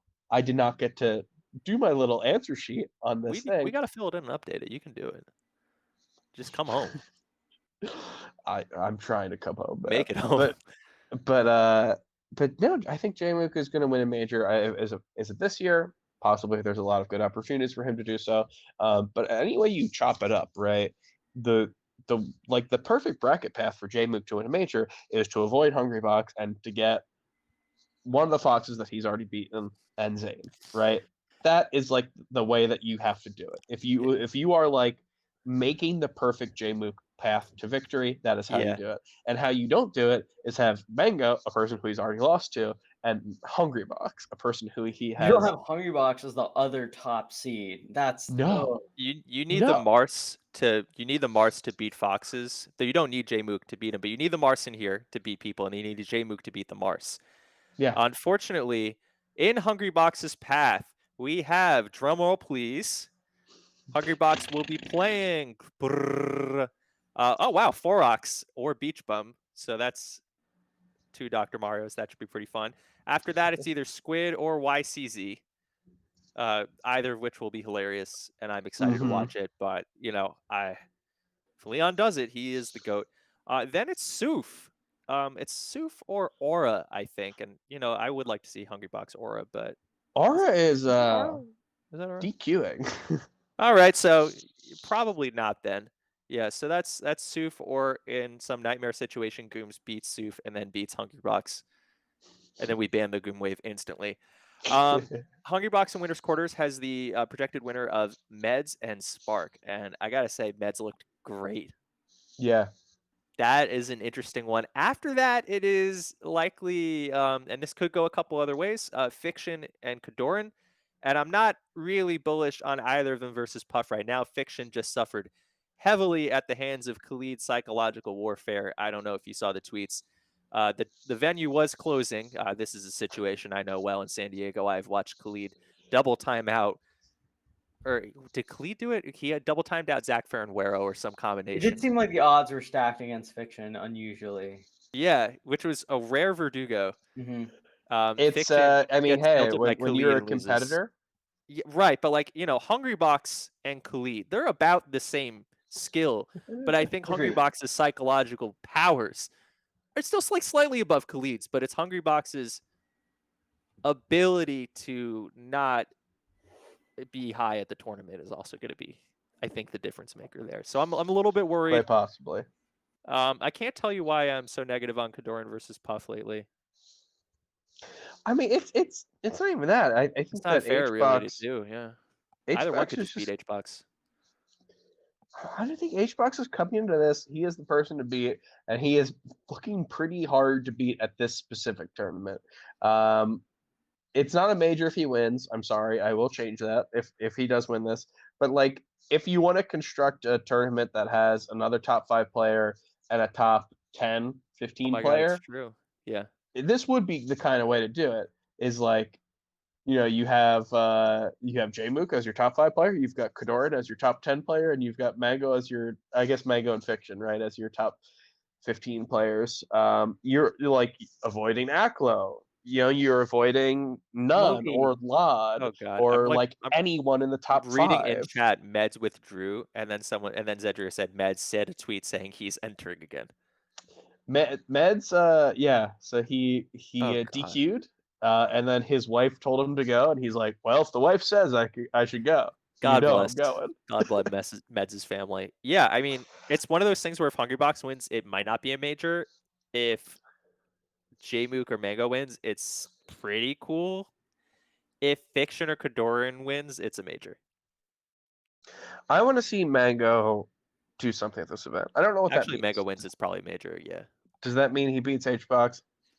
Quite possibly doable. I don't know. We tend to see him ramp his way up into beating HBox, and it's not just like Leffen will do this thing where he looks really shitty one tournament, and then the next tournament he looks amazing. And he beats HBox And so bad. I feel like when Mango beats HBox, it's usually like it takes him a little bit to like get up there. So we haven't seen him go from 0 to 100 that quick in terms of HBox, but I'd like to see it. Yeah. And yeah, I mean, historically they usually take like turns beating each other for a while. Yeah. HBox kind of wins 3 or 4 in a row, and then Mango wins like 3 or 4, and it's like, oh, like I don't know what, and then kind of like HBox will come back with like a new trick, or just like be on the ledge, and Mango will be like, oh fuck this guy, like I hate this stupid fucking strategy. Then after like 3 or 4 sets, we're like, oh my god, like is Mango going to beat him again? Then suddenly Mango looks like Mango is a number. I think he'll eventually turn around, but you know, betting on that kind of thing to happen now is a little hard. Is there any reason to bet against HBox at this tournament? You know, it's messed up, but it's no. I was kind of talking about this in chat because someone was like, "Oh, you guys are biased against Hungrybox again." True.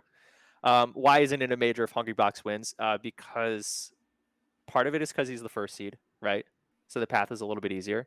If you beat Fiction Jmook, is it a major? Probably still should count, but it's definitely different than if you beat like Mango Jmook HBox in a row. It's that curse of being a the major first seed. regardless of who wins. Still, all right, I'm happy to say I'm happy to smile along and say it's a major, Yeah. but in terms of like actually, it's not a major.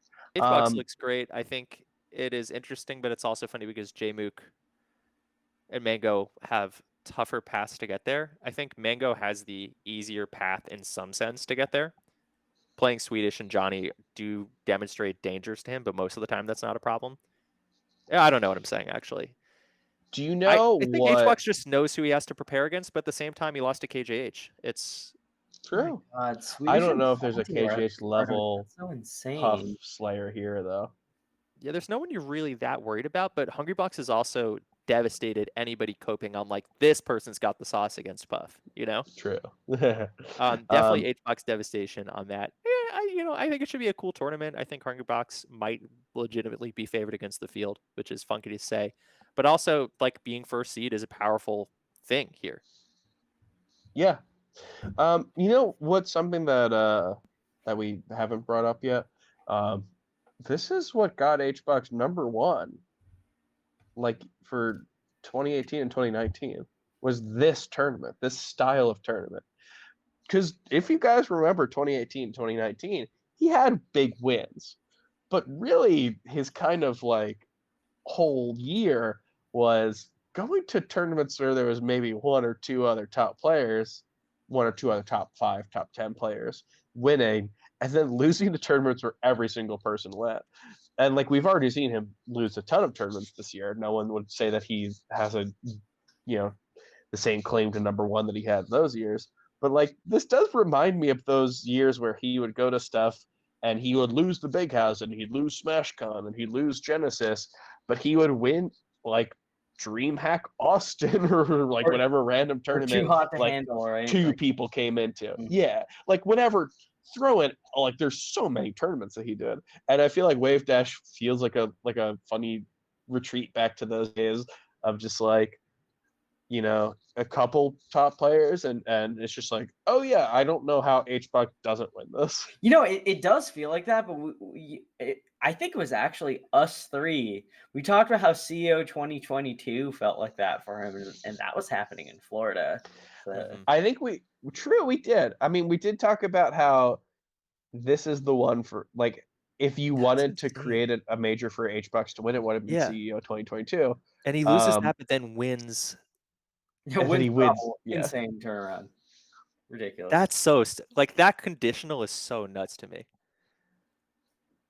One thing I'll say against H-Box, and this is probably the last thing I'm going to say on Wave Dash, is that this is a tournament where J-Mook does not have to prepare for everyone else. I don't know how big that a deal that's going to be, but this is a tournament where he has one person with his target, right? Maybe he Yeah. cares a little bit about Mango. I don't He really lost know to Mango how last time. He should care. he did, and but like I do think that I don't know. I don't know if that's his big matchup that he cares about a lot, but like You in have to go terms out of of your way people to prepare for Puff.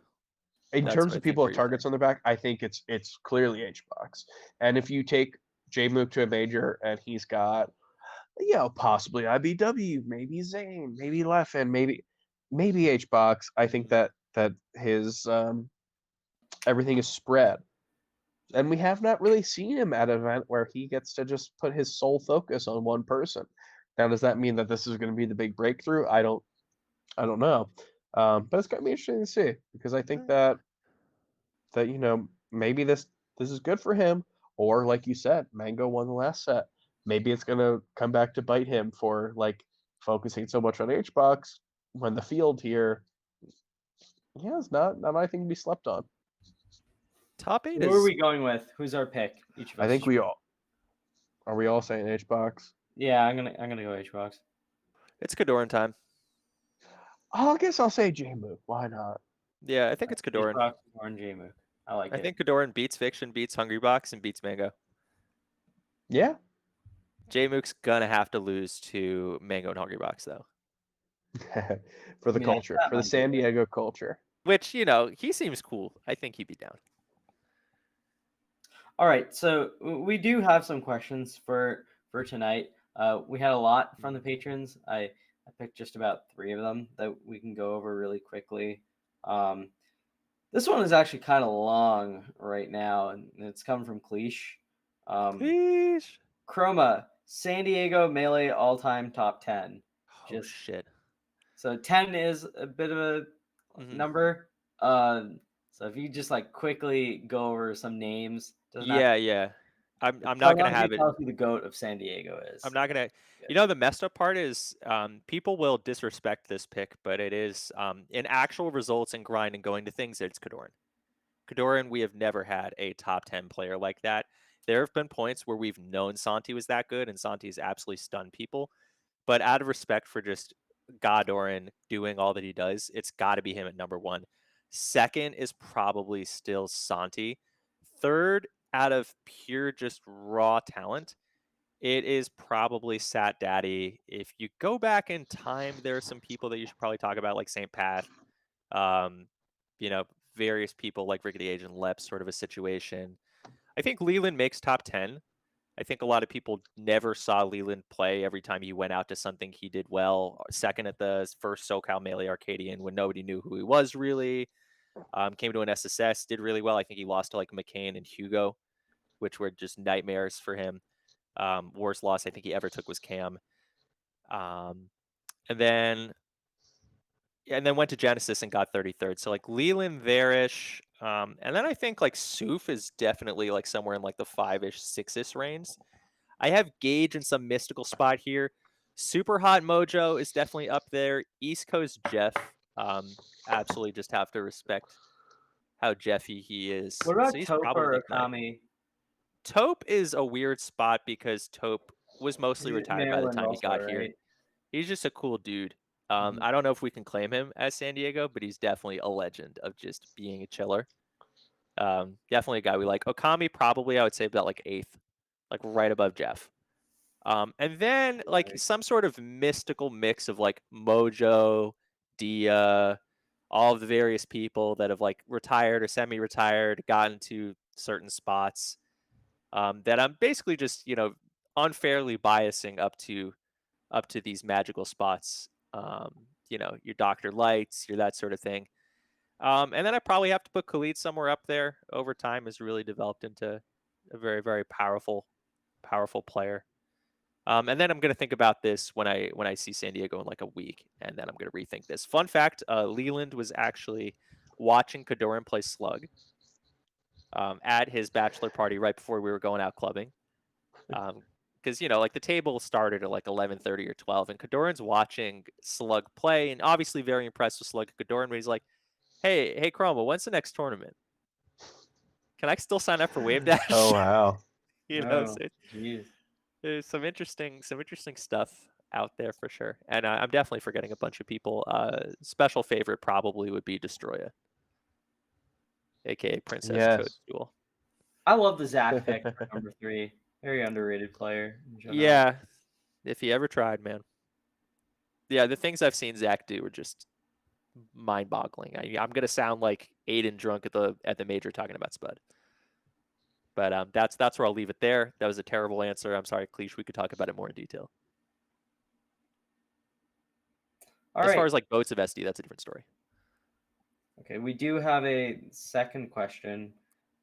This one is coming from Sharp, MailySats patron, and a sponsored player. Let's go Sharp. I feel like there's something unethical about that being a player.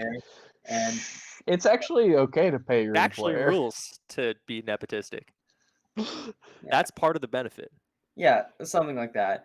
Sharp is asking, who has the most underrated Smash Twitter? What's the most underrated Smash Twitter? That's such a good question.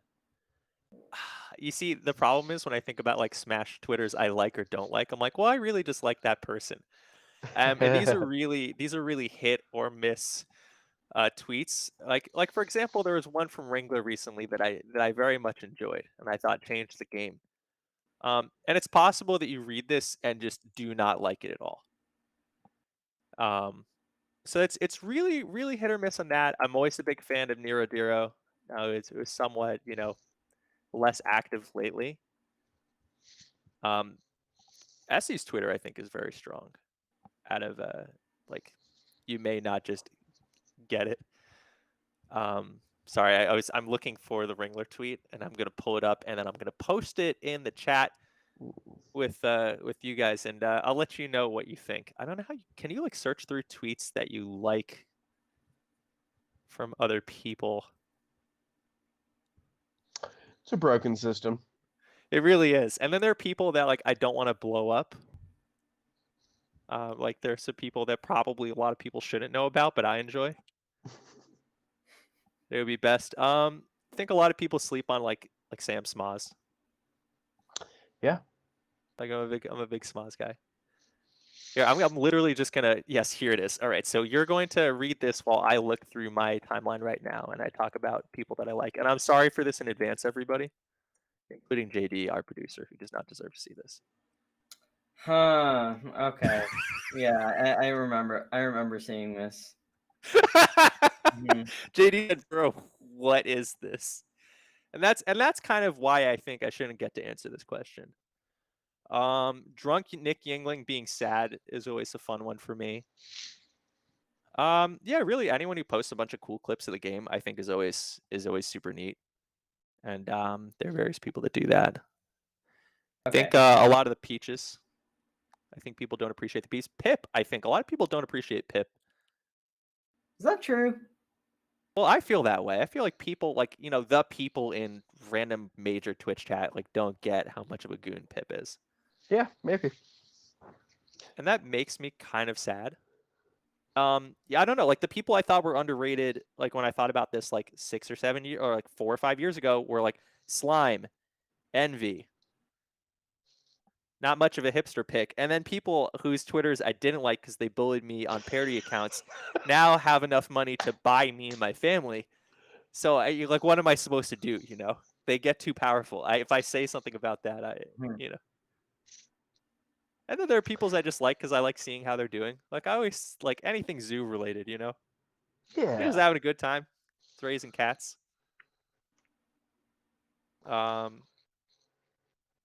Yeah, but that's a bad answer. But I just thinking about that, that's a tough question. There's a very personal notion to that. But you did give a good amount of options. I think you answered adequately. or at least a bunch of potential ones, even if you didn't have one answer. I got some really funny reply guys. I got to go through and decide who to give credibility to. But go on, next question. All right, and this is the last one that we have for tonight. This one is from Koopa Troopa 895. Let's go. No. Let's go. 895. Did I say Cold eight? Did I not steel. say 895? Maybe it only came through on my end. I only heard 95. No, it's 895. Okay. Phew. All right. Well, his question is, Chroma, just more or less, who do you take with you on another quote unquote Genesis bus? I assume this is like a road trip kind of thing, or like name Yeah. your dream crew.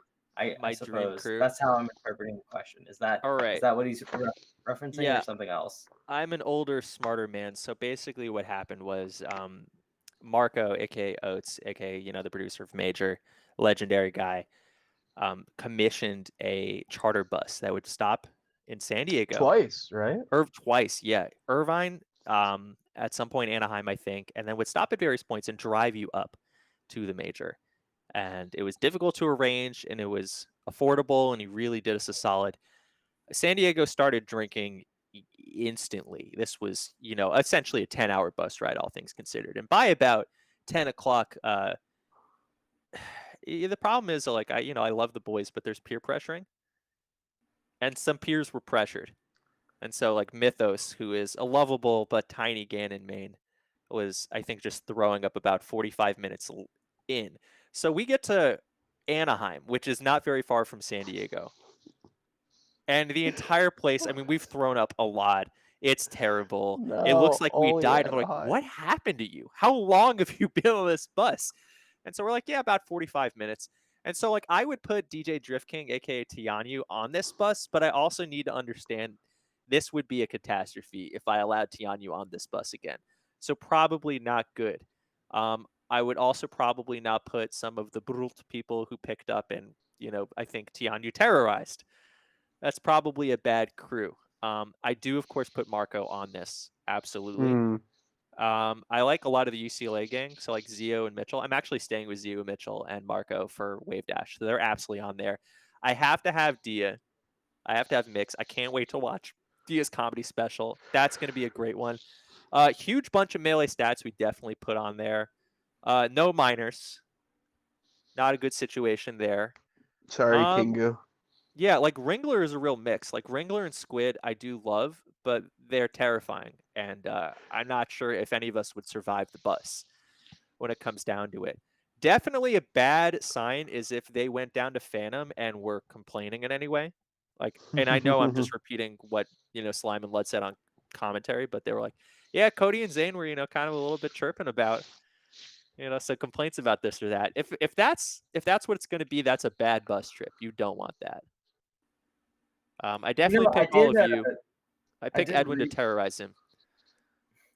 I did read about like the most insane. I have to say, like, this is something that only the audience of this show and we would find like very funny. I read a tweet a while ago from GeoGoat about like what their bus ride up to one of the Midwest tournaments was, and this is the crew in the car. Okay, I want you to envision this. This was like, I might be rusty on some of the details, but this was insane.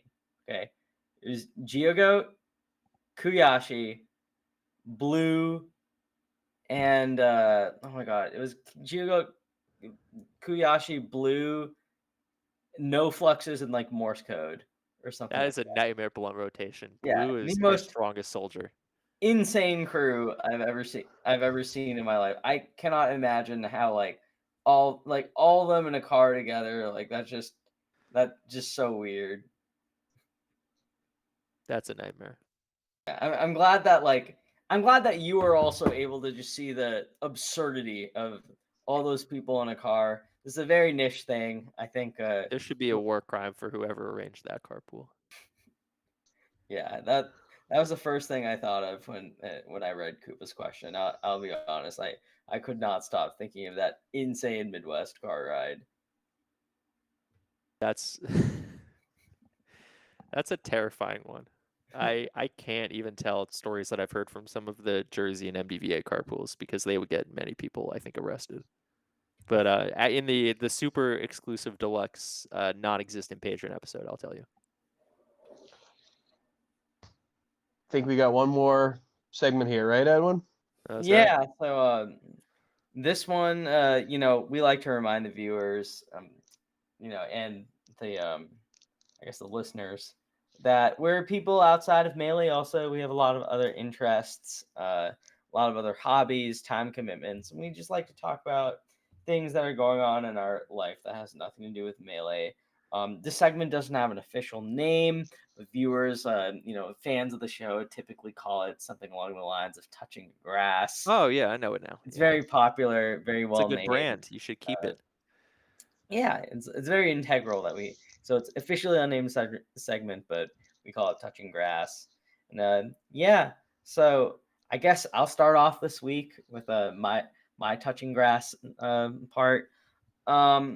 Yeah, so I mentioned last week that I moved into the suburbs. It was pretty nice, like the home. I've been spending a lot of time like reading again, which is nice. I brought a bunch of books with me, so I've been rereading some stuff that I read in the past, and like rereading it with a kind of like a new eye is always very interesting. There was a book a while ago that I read called like "It's Time to Fight Dirty: How Democrats Can Win a Lasting Majority in like American Politics." I was just curious to read it. Yeah, so it's basically like written by this guy who comes up with all these like his thesis is basically like, the Republicans are playing a procedural game where they're essentially like doing things like via like, legislative obstruction and gerrymandering to essentially rig the electoral game against Democrats and ensure that they hold a vast majority of like state legislatures and are able to basically block any attempt at like legislation possible, right? So this is like something that he says. Now, his point is that like, Democrats are in danger. It's like the typical like, Trump era like anti-GOP stuff, right? Like nothing super groundbreaking if you talk to anyone today, but like back in 2018, I guess like this is his approach. This book came out, it was very famous. One of his proposals was splitting California into 7 different states, in addition to adding DC and Puerto Rico as states. He talks about abolishing the filibuster, needing to pass like a new civil rights like voting act that's a bit more modern. Some interesting stuff in there. I will say, like, reading this stuff in 2018 does kind of, or like, in 2022, knowing that was written in 2018, does kind of make me feel a little bitter, because like the way he talks about things sounds so simultaneously like, it's because he's living in the moment, he's magnifying it. So it's kind of interesting to see what ended up turning out exactly how he predicted, and what things he ended up being like completely wrong in. Like one thing that he mentioned in the book and that he said was of utmost importance was like, I forget the specific line, but something along the lines of like it being very important for a stable democracy to have a sensible center right coalition. And the idea of like saying that in 2022, like, American politics, to like even like not like a DSA circle or whatever, I mean, right? that But is the even saying it Democrats. to, like fairly like, loyal like Democrat voters, like that's a non-starter. Like nobody has illusions about like the What is this, like the Halliburton New Way Dems at this point? I mean, yeah, like it kind of exists. It's I just, need to cut both it's of you sort of, off. but I'm like it's sorry. not like This is even Wait, no go one. ahead.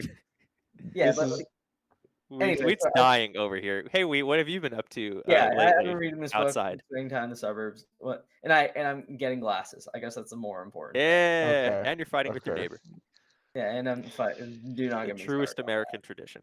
I like so now get when it's past Edwin's bedtime. Now I will say I stayed up till 4 a.m. so I could do this show.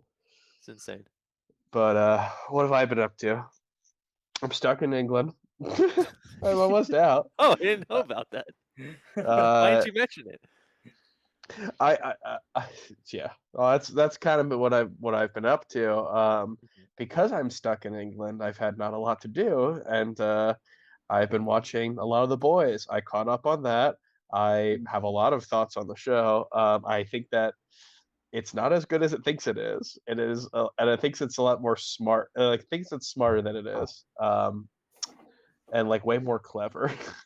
But I don't think it's a bad show. I think it is a good show. But I don't think I'll use that as my example, as my moment. I think that like while it being stuck in my room, means that I did have a ton of time to watch this stuff.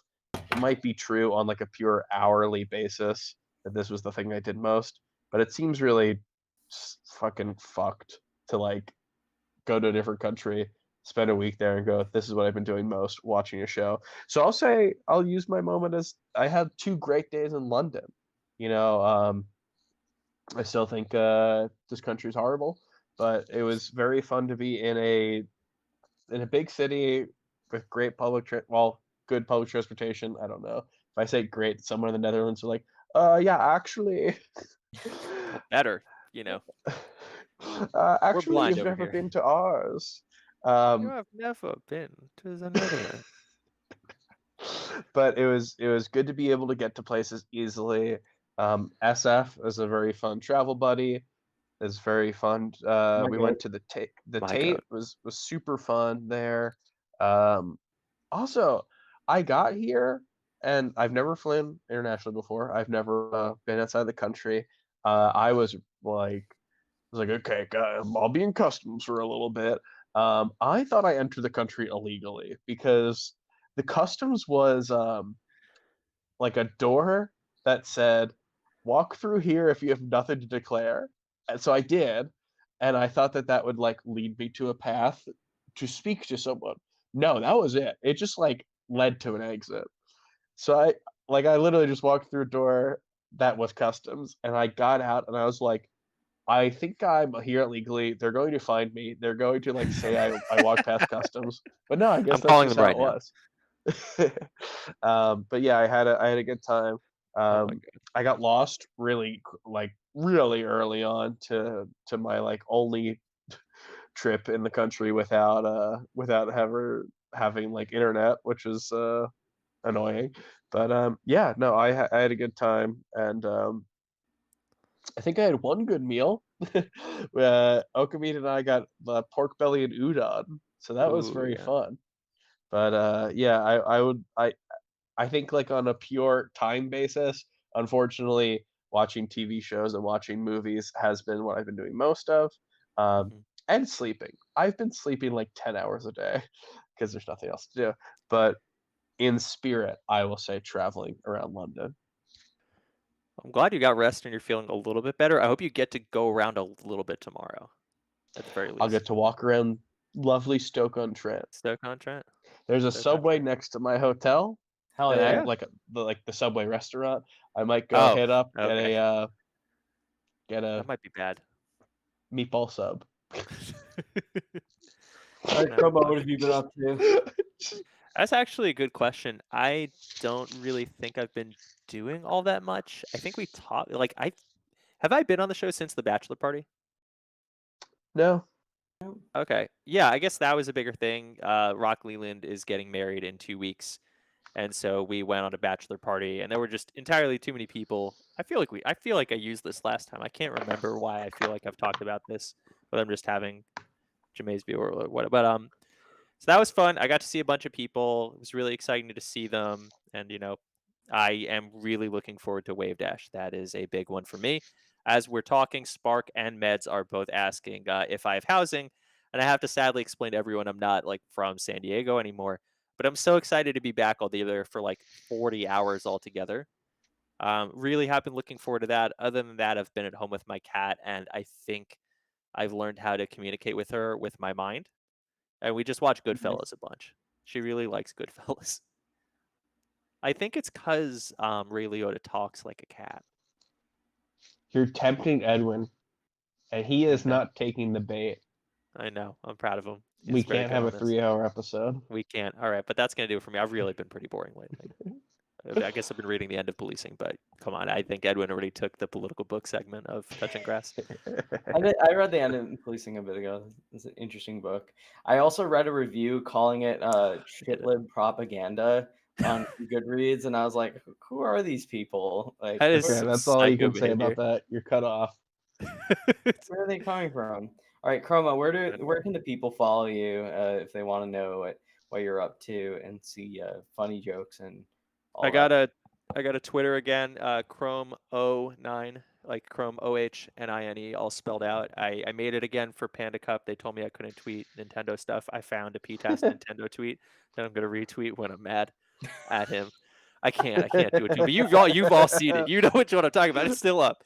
So that's going up there. And then you're gonna catch me at Waveshine. Sorry, Wave Dash. I always think it's called Waveshine. It's too close to Shine. Yeah, Wave Dash. I will be doing some commentary there. And you may also see me at something else that happens in August, depending on how the bribes go through. Nice. All right, you want me to end the show and Yeah. close it out, or do you want to do it? No, you're running the show today. All right, cool. Well, if you like Chroma, you like me and Wheat, and you want to revisit this episode, or you're just tuning in late and you want to see, what all the discussion that you missed out on, you can find this uploaded on Spotify sometime, Wednesday afternoon, or you can go to YouTube, type in Melee Stats Archives, and visit that channel. That's typically where we upload all our podcasts, as well as a lot of cool side footage at events and everything like that. If you want to check out our other YouTube channel, which is our main channel for long form documentaries, you can go right to the Melee Stats channel, where you can watch videos like the game Nintendo wishes it never made, or when Mewtwo lost to Bowser, Prince of Boo versus Flup, Michael versus Bananas, all that jazz over there. If you want to see what we're doing every day, you can follow us at Melee Stats Pod, where we post links to articles on our website, as well as share tournament results every day from what happened the day before as part of our Last Night in Melee series. If you want to see our website to read articles like Monday Morning Marth and When's Melee, just go to meleestats.co, and you can catch up on basically all the community headlines and analysis that you need. And if you really love our work and you just want to show a little bit of support, you can visit us at patreon.com, Edwin, why are you so sad? which is This is I the know. saddest call to And action I've it's also ever the- heard. Like, It's also the longest someone- it's ever been. someone You're has adding your stuff. family. I'm just relaxed. It's almost 4:30 over here, and you're just like ad-libbing stuff now. You're Oh, dude, Wheat's mad because he's taking long. I'm saying Edwin is just so clearly unhappy to be plugging I'm not unhappy. I'm just taking my time. I'm like a chilling. funeral dirge. But I got time. I'm chilling. All right. Well, Don't forget the Discord. Catch up Well, on I all don't have that. the Stop Discord name link on searching hand. everybody. It's gonna Yeah, drive you insane. if you're a top player, or you're not even a top player, if you're like moderately competent at the game and you name search yourself in our Discord, just know that you're not We're that idiots. not that good. You're not that important. I mean, you're probably gonna have your results in here a lot. No, Yeah. let me give a special shout out to everyone who joined off of the British name searching tweet today. Let's see. Wow, holy shit. Frisia Beckfin joins every day, but that's fine. Frisia, Swish, Lil Fruzy, Raul, Jamie, Larfin. I'm so appalled is actually a homie. Chen 26, Rix, NVZ. I'm gonna say the Z now. Frigid, a Bonfire 10, Risky, Lawn Arms, Prandy's the State Farmer. I don't recognize most of these. Snake is here now. Yeah, just a lot of people who are now just here to name search, and I just want you to know, Mela Chilena. I just want to Yeah, let you know, Chilena. Muscleman will beat all of you. Musco God is an extinction level event for your regions. Good night. Night. See you guys. Good night, everyone.